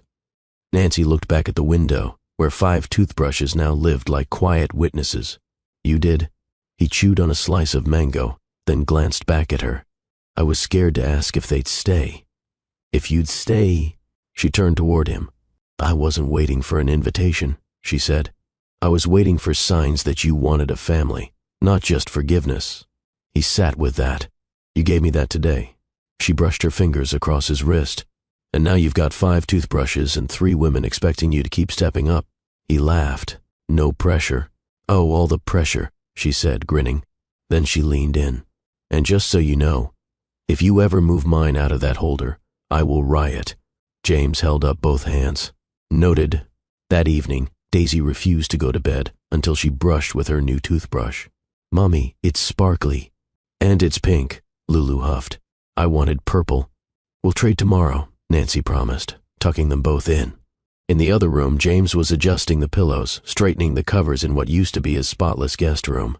Now, crayon marks on the wall, a sock under the bed, a plastic tiara on the dresser. Nancy stood in the doorway, watching him. He turned. Too much? No, she said. Perfect. He raised an eyebrow. Just not how I ever pictured it. She walked in. But I don't want perfect anymore. James smiled. Me neither. Later that night, just before they turned off the lights, Nancy reached over and took his hand. Do you know the last time I cried like that? She asked. He shook his head. After I gave birth. And no one came. His grip tightened slightly. I remember holding both of them in the hospital room, alone. No flowers, no visitors, just silence. I told myself I'd be okay. That I didn't need anyone. She turned toward him. And then today, you bought them toothbrushes. And I realized I've never felt more cared for. James's throat tightened. Not because you gave us something expensive, but because you gave us something daily. He reached up, brushed hair from her face. I don't need you to promise forever, she whispered. Just promise tomorrow. I do. The chairs were beige, the walls off-white. The clock didn't tick, but James heard time anyway. Loud in his chest, slow in his head. He sat forward, hands clasped. The therapist, gray-bearded, soft-voiced, calm, waited. James didn't speak for the first 2 minutes. Then, I almost screamed at my daughter yesterday, over spilled juice. The therapist nodded, inviting more. James exhaled. It wasn't just the juice, it was the sound, the mess, the lack of control. It reminded me of every chaotic thing I can't fix. Another beat. And I hated that I almost scared her. Just by standing too fast. The therapist's tone was gentle. Did you shout? No. But she flinched. Nancy sat in the hallway, just outside the cracked door, hands folded tightly in her lap. James didn't know she'd followed. She hadn't meant to spy. She just needed to understand what kind of man was raising their daughters now. Not the CEO, not the polished name on plaques, but the human beneath it all. And right now, she was listening to that man unravel. I used to think yelling made me powerful, James continued. In meetings, I controlled the room. People feared silence after I spoke. I mistook obedience for respect. The therapist leaned in. And now, I can't even raise my voice at Daisy without hating myself. He laughed once, bitterly. I shouted at an intern last year and slept fine. But now, if Lulu drops a spoon and looks at me like I'm about to explode, I can't breathe. That's growth, the therapist said. No, James muttered. That's guilt. Nancy closed her eyes. She remembered that man. The one who used to clench his jaw when traffic delayed dinner. Who threw glass once, far from her but loud enough to shatter calm. Who'd never hit, never hurt, but always hummed with barely concealed rage. She had left that man. But now, she didn't recognize the voice behind that door. I learned early, James said. Emotion was weakness. My father didn't teach, he commanded. If I cried, he walked out. If I questioned, he raised his hand. He blinked hard, and I swore I'd never be him. You're not, the therapist replied. I might be. You showed up here. He wouldn't have. James breathed in, then let it out slowly. I've always been good at fixing things. Deals, contracts, crises. But when it comes to people, I ruin what I love. Because control is safer than closeness. Nancy bit her lip. Every word felt like a door unlocking. This was the confession he never gave her in their marriage. The unspoken roots of every slammed cabinet, every cold shoulder. She had begged for vulnerability back then. Now he gave it freely, to a stranger. She didn't resent it. She just wished she'd been ready to hear it sooner. I want to learn to pause, James whispered. To breathe. To not let my daughters inherit my temper like I inherited his. His voice broke. I want Lulu to think I'm strong because I listen, not because I command. The therapist offered a slight nod. That's a good father. James wiped at his eyes. I don't feel like one yet. You're becoming one. By the time James stepped out of the office, Nancy had left the hallway. He didn't know she'd heard every word. He didn't know her hands had trembled. He didn't know she'd whispered through tears, "Thank you, God," the moment he said the word daughters. That night back home, James didn't speak about therapy. Nancy didn't push. She cooked pasta with the girls. James helped them set the table. And when Daisy asked, "Daddy, why were your eyes red earlier?" He didn't lie.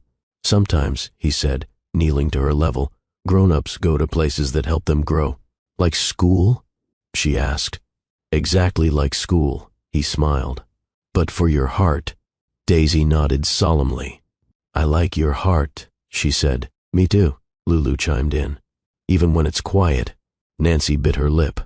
She stepped back into the kitchen, out of view, and let herself feel the weight of those words. Even when it's quiet. Her daughters didn't need a hero. They needed a human. And that night, they had one. Later, while brushing teeth side by side, Nancy glanced at James in the mirror. Did it help? She asked, quietly. He met her eyes. Yeah. Then, after a pause, I don't want it to be someone they fear. You're not, she said. He frowned. Not yet. She turned toward him. You're someone they respect, and that matters more. He hesitated. Will you come with me next week? To therapy? Just once, he said. I want you to hear me, really hear me. And maybe, tell your side too. Nancy nodded slowly. I'll come, James exhaled. Later that night, tucked into each other's warmth, Nancy whispered, I listened today. He stiffened slightly. How much? All of it. He sat up. You followed me? I needed to know if you were still hiding from yourself. James looked down at the sheets. And? Nancy leaned in. You're finally learning to let go. That's all I ever wanted. He closed his eyes. I'm sorry it took so long. She brushed his cheek. We're not done, but we're not broken either. Saturday started with syrup and spilled milk. Nancy wore one of James's oversized t-shirts as she flipped pancakes, hair messily tied up. Lulu dragged Daisy by the wrist, shouting something about choreography. James, in gray sweatpants and no clue, nursed coffee with the cautious suspicion of a man what owed survived one of their tea parties yesterday. Daddy, Lulu barked with her tiny, irresistible authority. Today is your big debut. He blinked. Debut? Daisy chimed in with a toothy grin. You're dancing with us. For TikTok.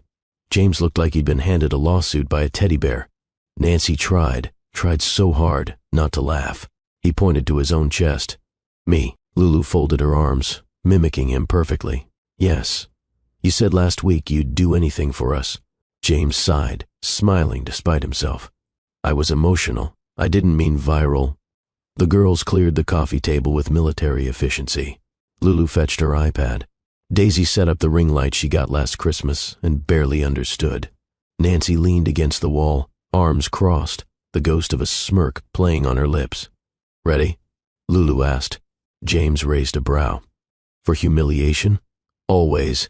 It started simple. Step. Turn. Hand in the air. But James moved like a robot impersonating a dad impersonating a teenager. Lulu face-palmed. Daisy whispered dramatically, He's got the grace of a tired horse. James cracked up. I'm trying. You look like you're buffering, Lulu teased. Nancy couldn't stop laughing now. She covered her mouth with one hand and the phone with the other, recording everything. Let's slow it down, Lulu said, suddenly serious, as though choreographing the Super Bowl halftime show. Step, step, twist, dab, shoulder roll, spin. James did it again. Better. Not good, but better. Nancy lowered the phone and just watched. Watched this man, who once walked out of ballet recitals to take phone calls, bend his knees and spin like a clumsy windmill just to hear his daughters laugh. He wasn't choreographed anymore. He was free. 5 minutes in, James was panting. I negotiated billion-dollar mergers with less pressure than this, he muttered. You're doing great, Daddy. Daisy clapped. Really? He puffed. She nodded solemnly. You're almost average. Nancy burst out laughing again. James dropped to the couch, defeated but glowing. I need a smoothie, or an oxygen mask. Later that afternoon, the girls rewatched the video 10 times in a row. They begged to post it. No, James said at first. But then Daisy looked up, hopeful. You look happy. He stilled. I do. She nodded. That's why I like it. You look like us. Nancy touched his arm. You should see what they see. He watched the clip again. He saw the awkward man, sure, but he also saw something else the moment he spun and Lulu screamed, Yes! The way Daisy threw herself into his arms afterward. His own eyes, wrinkled from laughter. He didn't look powerful. He looked present. That evening, James uploaded it. Privately, just for family. Then he added a caption, "Learning joy from my girls."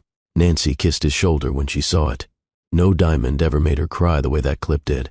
Later, while brushing the girls' hair before bed, Daisy asked, "Are you going to dance with us next weekend too?" "Of course," James said without hesitation. "Even if we mess up?" "Especially then." Nancy, folding pajamas across the room, paused. That answer, that wasn't the man she left. That was the father she never thought she'd see. After bedtime stories and sleepy cuddles, James stepped into the hallway, quietly closing the bedroom door behind him. Nancy stood there waiting, arms crossed. "You need work," she teased. "I know. And rhythm." Painfully aware. "But I'll say this." She stepped closer. "That was the most beautiful thing I've ever seen you do." James raised a brow. "The dancing?" "No," she whispered, letting go. They didn't kiss. Not yet. But the way their foreheads leaned together in the dim hallway light, that was its own kind of intimacy. It started with a ring at the gate. Nancy was folding laundry in the living room. The girls were painting cereal boxes into castle towers nearby, giggling about which stuffed animal would rule the kingdom. James was out. Therapy again. Nancy answered the intercom with no thought, but the voice froze her. "Hi, it's Alora. I know this is awkward, but I need to speak to James." Nancy's fingers gripped the edge of the counter. Alora. That name hadn't touched this house in months. She took a slow breath and buzzed open the gate. Not out of hospitality, out of strength. The woman who stepped out of the sleek black car was tall, designer dressed, and too polished for 10 a.m. Nancy offered no smile. Alora did. "Hi," she said gently. "You look—" "Don't finish that sentence," Nancy interrupted, calm and razor sharp. The front door clicked open behind them. Lulu stood in the hallway, frowning at the guest. "Mommy, who's she?" Nancy's voice softened. "Just someone from the past, darling. Go inside with Daisy." Lulu's gaze didn't budge. She stared at Alora like a lion cub guarding her pride, but she obeyed. Alora's posture faltered. "Beautiful girls," she murmured. Nancy stepped onto the porch. "Say what you came to say." "I'm not here to cause trouble," Alora said quickly. I found something of James's, a watch, an old one. I didn't want to mail it." Nancy blinked. "You came here for a watch?" "And," Alora admitted, eyes flicking toward the house, "I was curious." Nancy folded her arms. "Curious about—" Alora shrugged. "What kind of woman forgives all that?" Nancy's mouth lifted at one corner. Forgiveness wasn't the hard part. Alora tilted her head. "Oh, it was staying when I had every reason to leave." There was a long silence between them. No wind, no birds, just two women and a decade's worth of mistakes stretched tight between them. Alora glanced toward the window. "I didn't know he'd change," she whispered. Nancy didn't blink. "Neither did I." Alora nodded slowly, pain in her smile. "He used to say he needed chaos to feel alive." Nancy stepped forward, voice low but unwavering. "Now he finds life in bedtime stories, TikTok dances, matching toothbrushes." Alora blinked back something, regret, maybe. "Good for him," she said.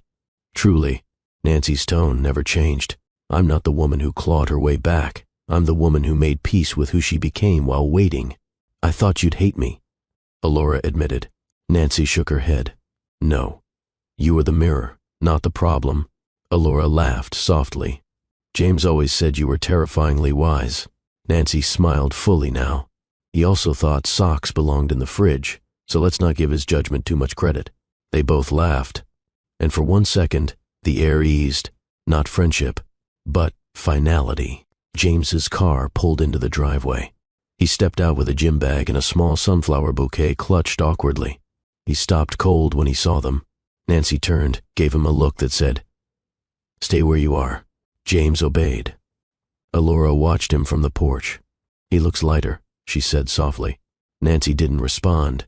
She didn't have to. "I'll go," Alora said, stepping backward. "I didn't come to start something. I just needed closure." Nancy nodded. "You're not the enemy." "But I was—" Nancy didn't argue that. Some truths didn't need revisiting, only release. As Alora turned toward her car, she paused. "I hope you get everything you hoped for." Nancy's answer was simple. I already did. When the gate closed behind Alora's car, James stepped up beside her. I didn't know she'd come. Nancy looked up at him. I know. He held up the flowers, sheepish. Sunflowers, he said. They always face the light. Nancy took them and whispered, so do I. That night, when Lulu asked who the lady was, Nancy answered honestly. She was someone Daddy used to know. Like a friend? Nancy paused. More like a mistake he learned from. Lulu nodded solemnly. Did she want to steal him again? Nancy knelt beside her. No, baby. She came to see if the man she once knew still lived here. Lulu tilted her head. And, does he? Nancy smiled. No. He grew up. The day had started with syrup and smiles. Nancy flipped pancakes in the kitchen while Daisy hummed. Lulu was braiding her doll's hair at the table. Ivy had taken over James's laptop and was pretending to be a CEO, bossing around invisible assistants. Nancy loved mornings like this. Chaotic, warm, alive. James was running late, but he kissed everyone's heads on his way out, promising he'd be back by 4. But at 5:17 p.m. he still wasn't home. Nancy didn't panic. She knew traffic. Knew therapy sometimes ran long. She just wished he'd texted. She laid the triplets down for a nap and went into the laundry room to fold towels. That's when the garage door slammed. He entered, breathless, eyes dark. Nancy turned. You okay? She asked. He dropped his keys on the floor with a harsh clatter. I said I'd be back by 4. You didn't say anything, Nancy replied calmly. I was in therapy, Nancy. Do you expect me to text while sobbing in front of a grown man? Her shoulders tensed. No, but I expect you not to snap at me. James's face tightened. You have no idea what it takes for me to show up there. None. I never said I did, Nancy replied, voice still low. Then stop judging me like I'm some kind of monster just because I got stuck on the freeway. I didn't say that either. But you're thinking it, he snapped. You always are. Like I'm one step away from ruining everything again. Nancy stepped back. James. He turned and slammed the pantry door so hard the wall shook. Silence. Not the silence of peace. The silence of relapse. Nancy didn't say another word. She walked to the bedroom, packed a small overnight bag for herself and the girls, and called a rideshare. 10 minutes later, she carried sleeping triplets into the car one by one. James stayed in the kitchen, staring at the dented pantry door. He didn't ask her to stay. He didn't stop her. The hotel room was modest, but clean. 3 twin cots were wheeled in for the girls. Nancy didn't cry. She turned on cartoons, ordered room service, and sat with a notebook open, drawing lines, not words. The girls were quiet. Even Ivy didn't ask questions. Until bedtime. Lulu whispered, Did Daddy yell at you? Nancy paused. Yes. Did he hit you? Nancy's throat clenched. Never. Then why are we here? Nancy took a breath. Because love doesn't mean staying when it starts to feel unsafe. That night, she didn't sleep. She scrolled photos of their first months back together, James holding all 3 girls. James in therapy, James dancing with socks on his hands to make them laugh. He had come far, but tonight proved he hadn't come far enough. James didn't call. Not that night, not that morning. By noon, Nancy packed up again and headed home, not out of forgiveness, out of stability for the girls. The house was clean, too clean.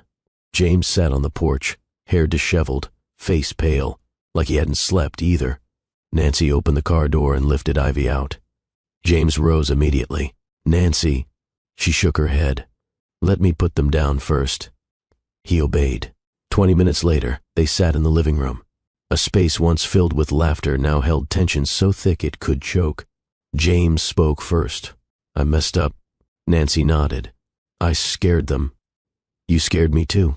He didn't argue, didn't explain, just stared at the floor. I used to think I had it all figured out.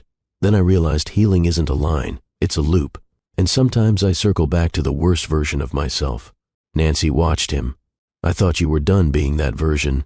I thought so too, he whispered. Silence. But this time, it wasn't violent. It was honest. James lifted his head. I'll go back to therapy. Twice a week if I have to. Nancy didn't nod. Didn't reject him either. She simply said, I don't need a perfect man, but I will not raise my daughters in a house where yelling is normal. He swallowed. Neither will I. The girls came running down the hallway, pulling Nancy to the kitchen. James stood to follow. Nancy blocked him gently. Not yet. He froze, but nodded. He watched her go, not with anger, with grief and resolve. The house was too quiet, the kind of quiet that didn't comfort, only echoed. James sat alone in the master bathroom. The mirror stared back like a cruel twin, same face, different eyes. He looked into them and didn't recognize the man anymore. He leaned forward, palms on the sink. His breath fogged the glass, and in the mist, he saw something else. A flash, quick, like a spark from memory. His father's eyes.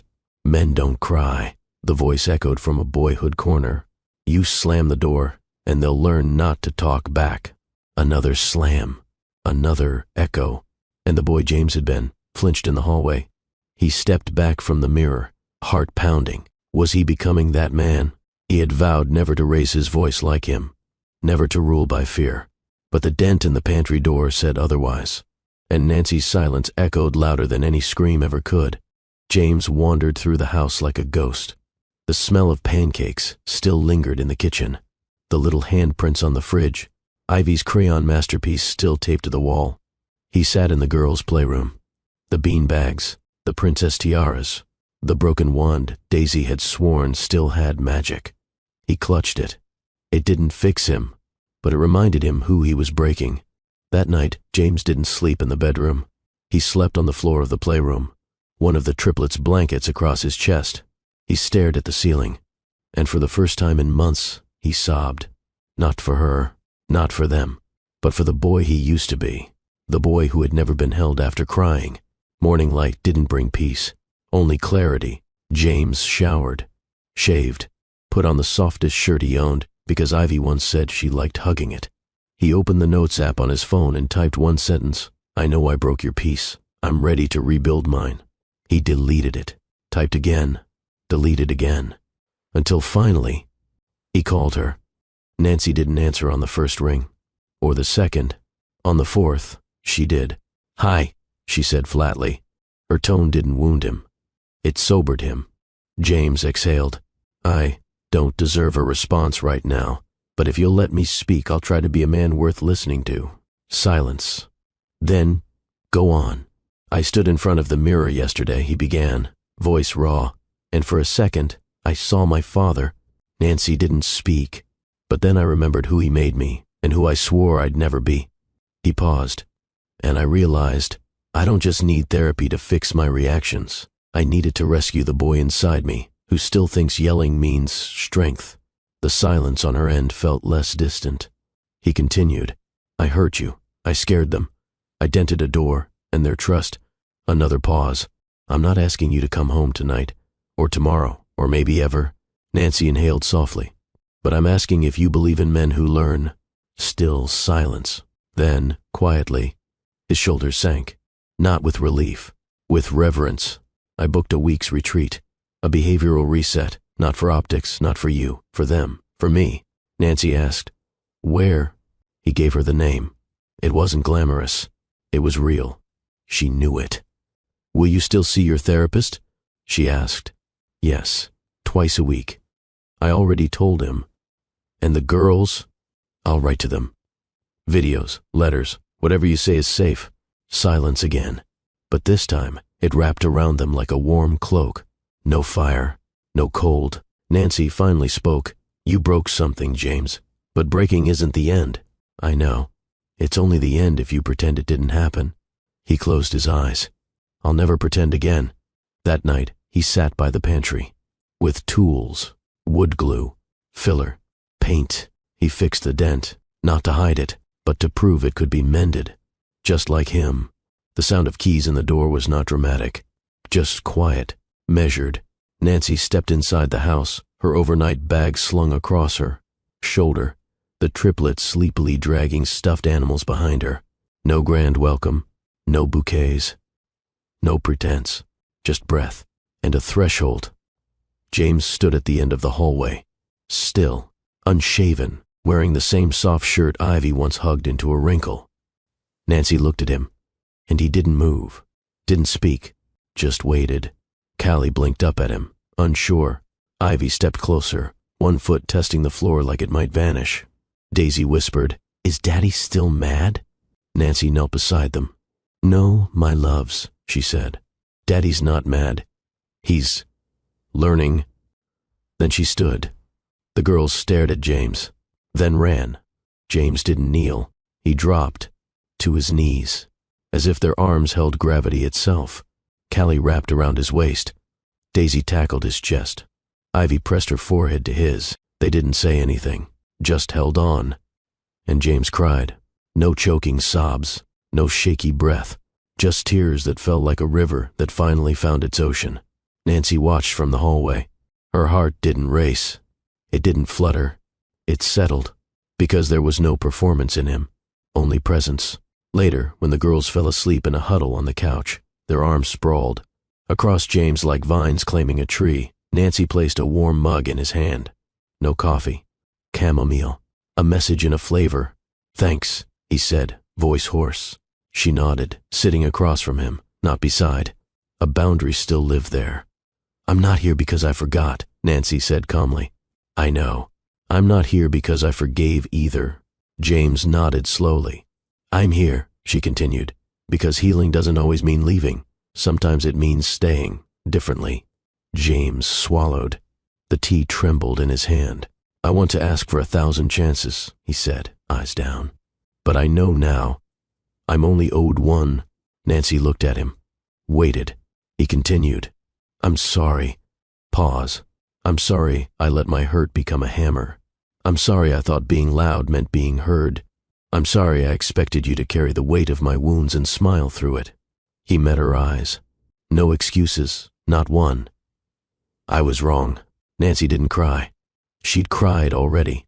This wasn't a crying day. This was a day of choice. "I don't want promises," she said. "I want patterns."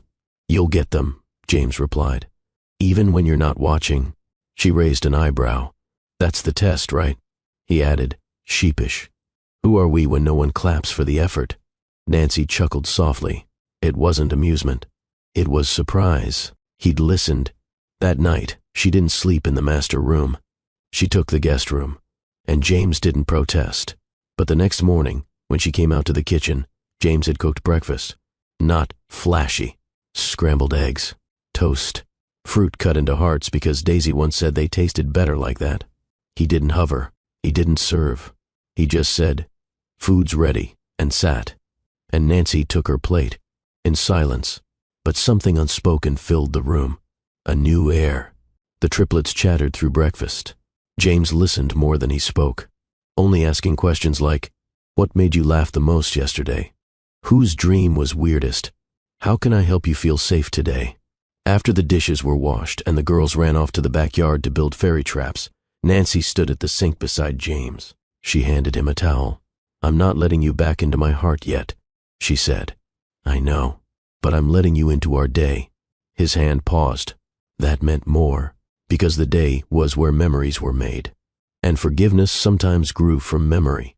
Later that afternoon, as the sun settled behind the trees and golden light poured through the windows, Nancy found James in the girls' room, fixing a broken drawer. Not to impress, just to contribute. She leaned against the door frame. "Dinner's at 7, she said. He looked up, surprised. She added, "You're welcome to eat with us," then walked off. No fanfare, no music, just a seat at the table. And sometimes that's where redemption starts. The email arrived at 6:41 a.m. Nancy had barely finished tying Ivy's shoelaces when her phone buzzed. From Samara Medical Institute, Dubai branch. Subject, formal offer of employment. She stared at the screen. $220,000 annual salary. Relocation package. Full tuition for all 3 children. Private residence. Full-time nanny. No questions about her past. Just one click to accept. "You okay, Mommy?" Ivy asked, her sneaker now tight and perfect. Nancy blinked. "Yeah, baby," she whispered. "Just thinking." She slipped the phone into her pocket. She didn't read the rest of the email until later, after school drop-off, after wiping down the countertops, after folding 3 pairs of pink pajamas, when the house was quiet. Too quiet. The girls were at school, and the offer, it was still there, still glowing, still promising. Nancy sat at the kitchen table and reread it. Slowly, thoroughly. There was no catch, no trap, just freedom. Freedom she'd once begged for. No James. That was the clincher. No shared custody arrangement. No legal tie. The job came with a private legal team that would manage the transition. Quietly. All she had to do was say yes. She stared at the toaster as if it held a verdict, then stood and walked outside to the small backyard where the jasmine bush bloomed, the one James planted last spring, the one the girls named Hope. She sat on the bench nearby, folded her hands, closed her eyes, and then she remembered 2 years ago, crying into a rental car's steering wheel, triplets screaming in the back seat, bank account nearly empty, no job, no place that would rent to a woman with 3 toddlers and no income history. She had prayed then, not for a miracle, for a way. And now, here it was, Dubai, far, clean, safe. But was safety enough? Her phone buzzed again. A message. James, I scheduled 2 more therapy sessions next week. I'd like to keep going, even if we don't. You know, I just want to be better. She stared at it. No guilt, no persuasion, just information, growth without audience. Nancy stood, went back inside, printed the offer, laid it flat on the table, and poured herself a cup of mint tea. She needed to think. That evening she didn't say anything. She watched James with the girls, helping Daisy braid her doll's hair, letting Callie climb his back like a mountain goat, laughing as Ivy read aloud from a picture book. There was no performance, no pretense, just presence. After bedtime, she sat on the couch, laptop in front of her. James walked in, wiping his hands on a kitchen towel. He froze when he saw the header on the screen. You got a job offer, he said, reading her face. Nancy nodded. In Dubai. Another nod. Good pay. She turned the screen toward him. He read it. His throat bobbed once, then again. Finally, he whispered, Are you going? Nancy didn't answer, not right away. She closed the laptop gently and met his eyes. I don't know. Silence filled the space between them. He sat down across from her, hands folded. He didn't beg, didn't bribe, didn't crumble. He just waited and finally said, If it gives you peace, then go. Nancy blinked. I'd miss them, he added. But I won't stop you. I won't resent you. She swallowed hard. That's not why I haven't said yes. He looked up. Then why? Nancy stood, walked to the window. I spent so long dreaming of escape. I never imagined what staying might look like if it was healthy. James said nothing. She turned back. But it is becoming healthy, isn't it? He nodded. I'm trying. Nancy walked over, knelt in front of him. Are you strong enough to be their father, even if I'm not your wife? He didn't flinch. I hope so. Can you keep healing even if no one's watching? I will. Can you love them without needing to be loved back? Yes. She stared at him a long while, then stood, left him with the questions. That night, Nancy didn't sleep. Neither did James. They lay in their separate rooms, 2 adults on the edge of decision.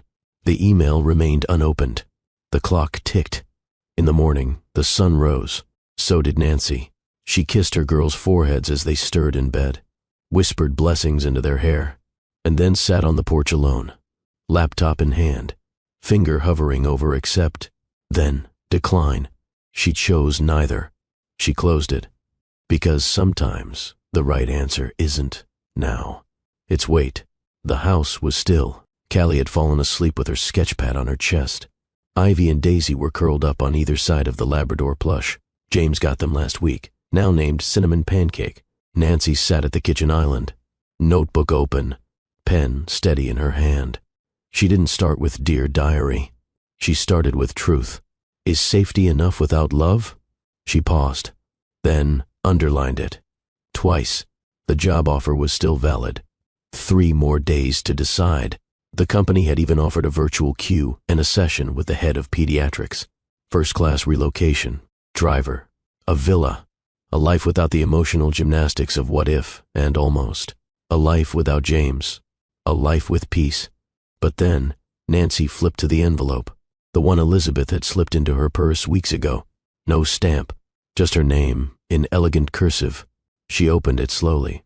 Inside was a single page, in her mother-in-law's voice, but in ink. Nancy, I know what he's done.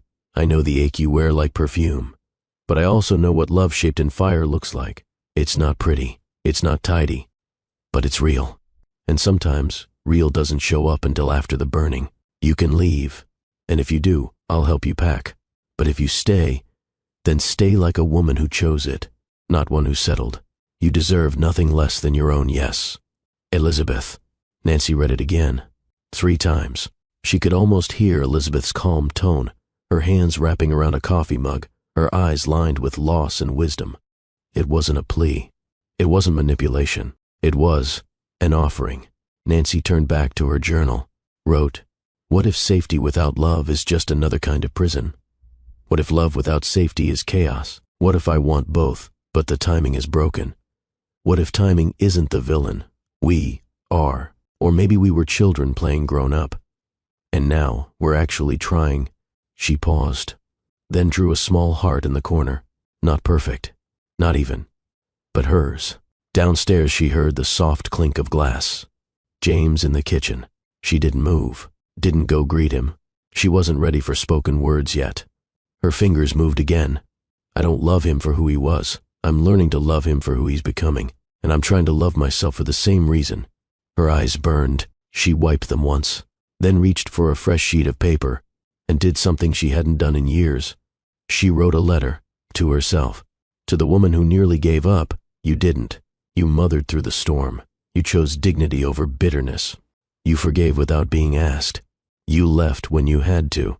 You returned when it was safe. You stood at a door that once slammed on your heart, and walked back in with peace in your pocket. You are not weak. You are not foolish. You are not stuck. You are choosing, and that makes you unstoppable. Love, me. She folded the letter, placed it inside the envelope Elizabeth gave her, then labeled it, "Read when you forget your strength." She tucked it into her nightstand, right next to the pacifier Ivy once refused to let go of, and the hospital bracelets from the NICU. Later that night, James passed her in the hallway, said nothing, just touched her wrist lightly. She didn't flinch, but she didn't lean in either. That was okay. Healing wasn't measured in hugs. It was measured in pause and presence. Back in her room, Nancy lit a candle, sandalwood, the scent of beginnings, sat cross-legged on the rug, and whispered, "I am not running. I am not waiting. I am watching. I am writing, and I am not lost." Then she closed the notebook, blew out the flame, and let the silence hold her. James was in the garden. He was watering Nancy's aloe plant, the one she nearly threw out when he first left. Now it bloomed wide and stubborn under the sun. Nancy stepped outside, quiet, no perfume, no practiced speech, just her and a breath she hadn't fully released in weeks. He turned, saw her. The water kept running, but his hands went still. "I've made a decision," she said. James blinked, turned off the hose, didn't speak. "I'm not taking the job," she added. James exhaled. Relief flickered across his face like dawn peeking through old curtains. But then, Nancy raised a hand, not to stop him, but to steady herself. "I'm not staying for you, James," she said. "I'm staying with myself." A pause. The birds in the oleander bush chirped like backup singers for her strength. James nodded once, his eyes lowered, not in shame, but in respect. "Say more," he whispered. Nancy stepped closer, not too close, just enough to be heard. "You've changed," she said. "I see it. I feel it in how the girls laugh around you, in how you take your time now, in how you don't interrupt a beat. But healing doesn't automatically equal reunion." James swallowed. "Hard," she continued. "I've spent years folding myself into the version of me you found easier to love. The quiet version, the agreeable version, the woman who didn't challenge the way you move through the world." Her voice didn't crack. It didn't rise. It anchored. And then, she added, "I broke.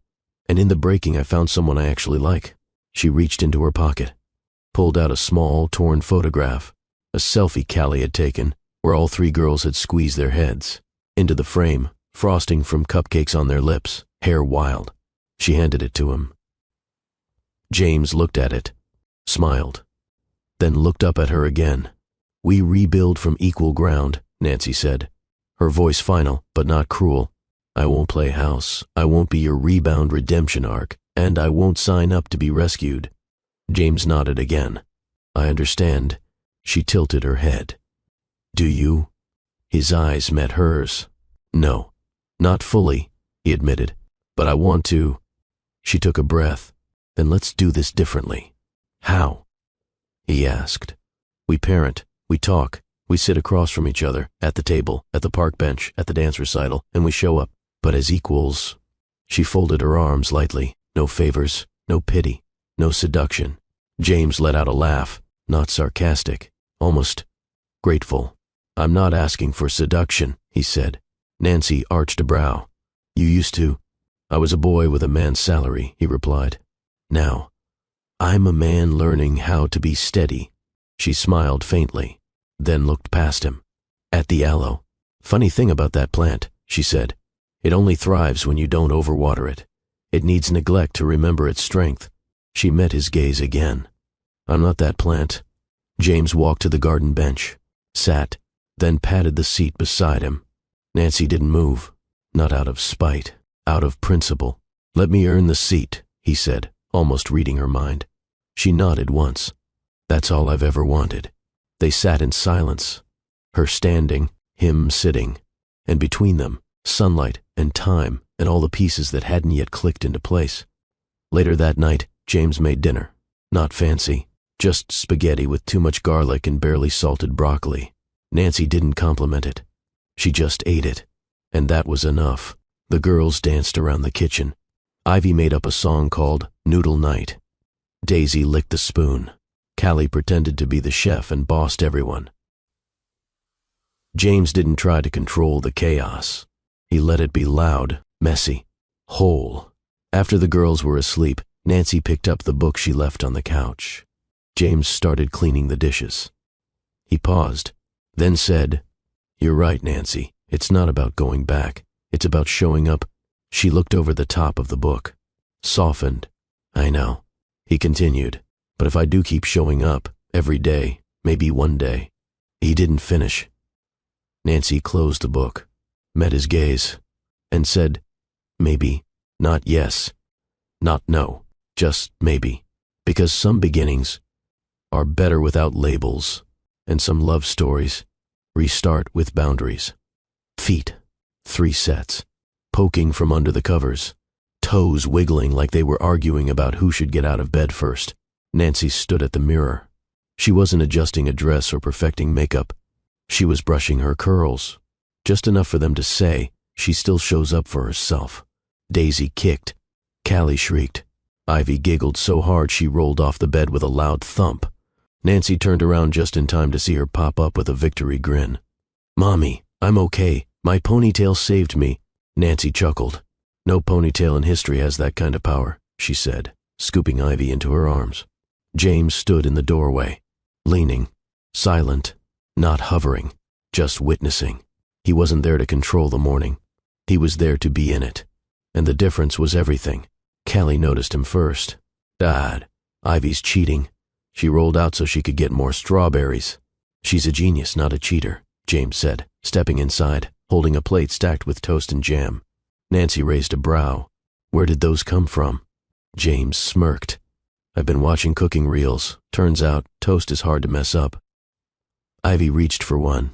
Nancy intercepted. "Teeth first, then toast." Daisy groaned. "Do teeth always have to win?" Nancy nodded. Every single morning, they spilled into the bathroom, 3 girls brushing with synchronized chaos. James leaned against the doorframe again. "How did you do this alone?" he asked softly, watching Callie accidentally spit on her sleeve. Nancy wiped it without comment. She looked at him through the mirror. "I didn't do it. I survived it." He stepped behind her. "Not touching, just close. I never saw it before." She nodded. You see now, the morning unfolded in unspoken choreography. Nancy packing small lunchboxes. James locating one shoe under the couch. Callie screaming, "It's Tuesday. I need the blue bow." Nancy tossing it over without turning around. Daisy getting cereal in her socks. Ivy putting stickers on James's wallet. And in the middle of it all, laughter. And no raised voices. And no sharp silence. Just life. Unstaged. Unfiltered. Unforgiving in its speed. Nancy paused by the window as James buckled the girls into the car.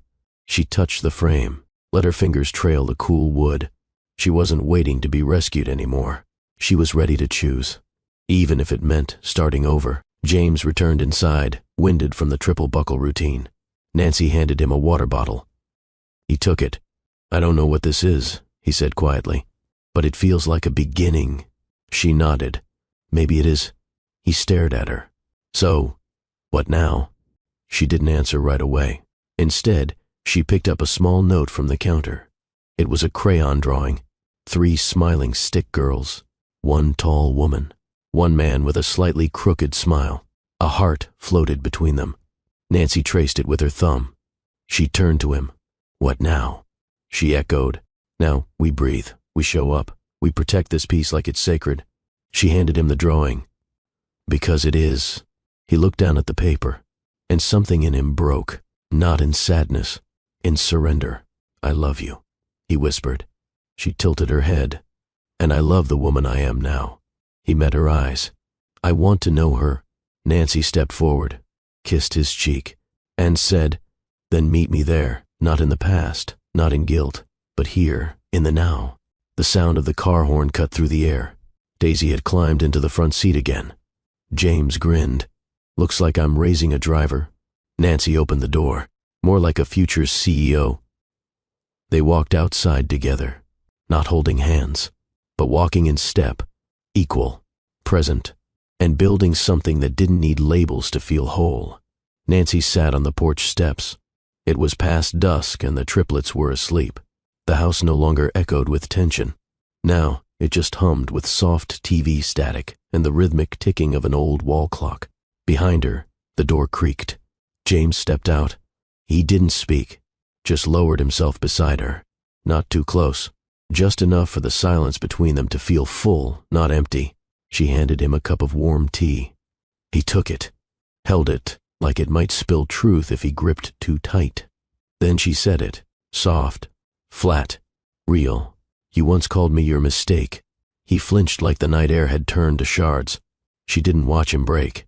She looked straight ahead, at the stars, at the fence, at the life she had rebuilt in pieces. James spoke, voice barely more than breath. "I thought I had to win at life. To be someone." He turned to her. "But all I did was lose you." She finally looked at him, and in her gaze wasn't anger or accusation, just clarity. "You didn't lose me. You let me go when you believed I was small." He didn't defend it, didn't fight it. That was growth. She held up her hand, showing the indentation on her finger where her wedding ring used to be. "It took me 2 years to realize I wasn't someone's miscalculation." Tears rimmed her lashes. "I am not leftover love." James reached into his pocket. Not with flourish, just quiet movement. A velvet box. Not new. Faded. The same box from years ago. Inside, the same ring. But different now. Because the man holding it was different. He held it out, but didn't push it toward her. Instead, he turned it around and slid it back onto his own finger. Nancy blinked. "What are you doing?" James's voice cracked. "You're not my mistake." He looked at the ring like it was a badge and a scar. "You're my undoing. And my redemption." She whispered, "Explain." He stared ahead, like she had earlier. "I used to think love was about control, about being enough on paper." He took a shaky breath. "But you shattered that. You showed me it's about humility, about letting someone see the mess and still stay." Silence fell again, the kind that didn't beg to be filled, just held them both like a warm quilt. Then Nancy broke it, with one quiet sentence that cracked him open. "I never stopped praying for you." James sobbed. There was no other word for it. Shoulders shook. Hands trembled. Tea forgotten. She didn't reach for him. didn't comfort him. She let him unravel. Because she had to. Because healing couldn't be rushed or interrupted. After minutes, maybe hours, he finally breathed out, "I can't promise I'll never slip again." She nodded. "And I can't promise I'll stay if you do." They looked at each other. No idealism. Just truth. "But," she said, "I see the work you're doing." He swallowed hard. "I'll keep doing it." She reached for his hand. Not for the ring, but for the man. He placed his forehead against hers. Closed his eyes. "I don't want to marry the woman you were," he whispered. "I want to marry the woman you became." Nancy smiled, tears slipping down. "I want to be chosen every day, not rescued, not owed, chosen." James took a breath. "Then I choose you." Pause. Every hard version, every strong version, even the version that walks away if she has to. The porch light flickered above them, as if the universe approved. She took the ring box from him, opened it, took the ring out, slid it into his hand, and said, "When you've built enough of yourself that this fits who you are now, ask me again." Then stood and walked inside. He remained seated, ring in one hand, tears in both eyes, hope in his heart, no guarantees, but for the first time, peace. There was music playing from the kitchen speaker, something upbeat, a playlist Nancy didn't remember making. But it was perfect. Daisy had a spoon for a microphone. Callie was spinning in socks. Ivy had James's tie on her head like a crown. James stood with one arm raised, caught mid-dad dance. It was awful. His rhythm was questionable. His effort was undeniable. Nancy laughed from the couch, holding her phone up just enough to record it all. Not for social media. For her heart. The girls pulled him toward the center of the room. "Nancy, join us," she groaned. "No one needs to see my elbows flying through the air." James winked. "I already saw you birth triplets. Nothing can top that." She stood, reluctantly, and then the moment came.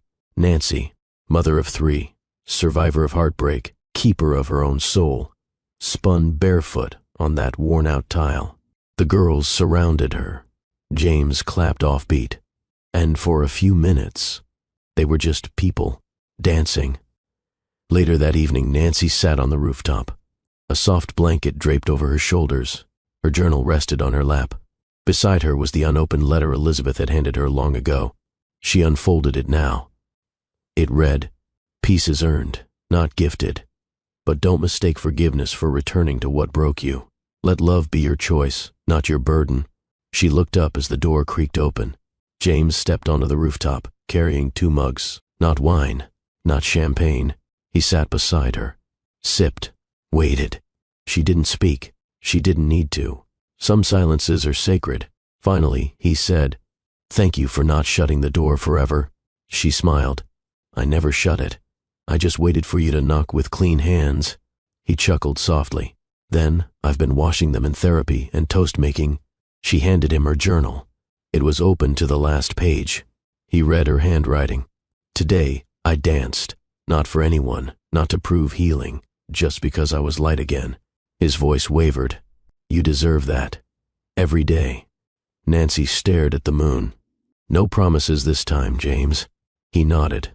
"None needed." Pause. "I just want to earn the morning with you, one sunrise at a time." Downstairs, the girls' giggles floated up. Ivy shouted something about unicorn pajamas. Nancy leaned her head on James's shoulder. "I don't know what we are," she whispered. "Does it matter?" he asked. She shook her head. Not tonight. The rooftop turned gold with moonlight. The house breathed beneath them. Whole, messy, real. Narrator softly, warmly. Some stories don't end with rings or grand confessions. They end with laughter in small kitchens, with forgiveness over tea, with the kind of love that's not loud, but lasting. Nancy didn't go back to who she was. She didn't stay for the illusion of a man. She stayed because the man chose to become real, not for her, but with her. And those 3 little girls, they didn't get a perfect family. They got a present one. And that was everything. Nancy's final words, scribbled in her journal weeks later. "Some women rise from shame, others rise for their daughters. I rose for both. My dear family, Thank you for sharing this moment with me on Love and Twilight with Dr. Phillips.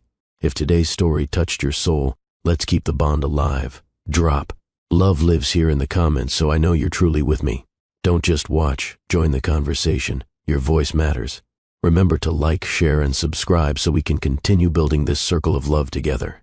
Until next time, stay inspired, stay connected, and stay true.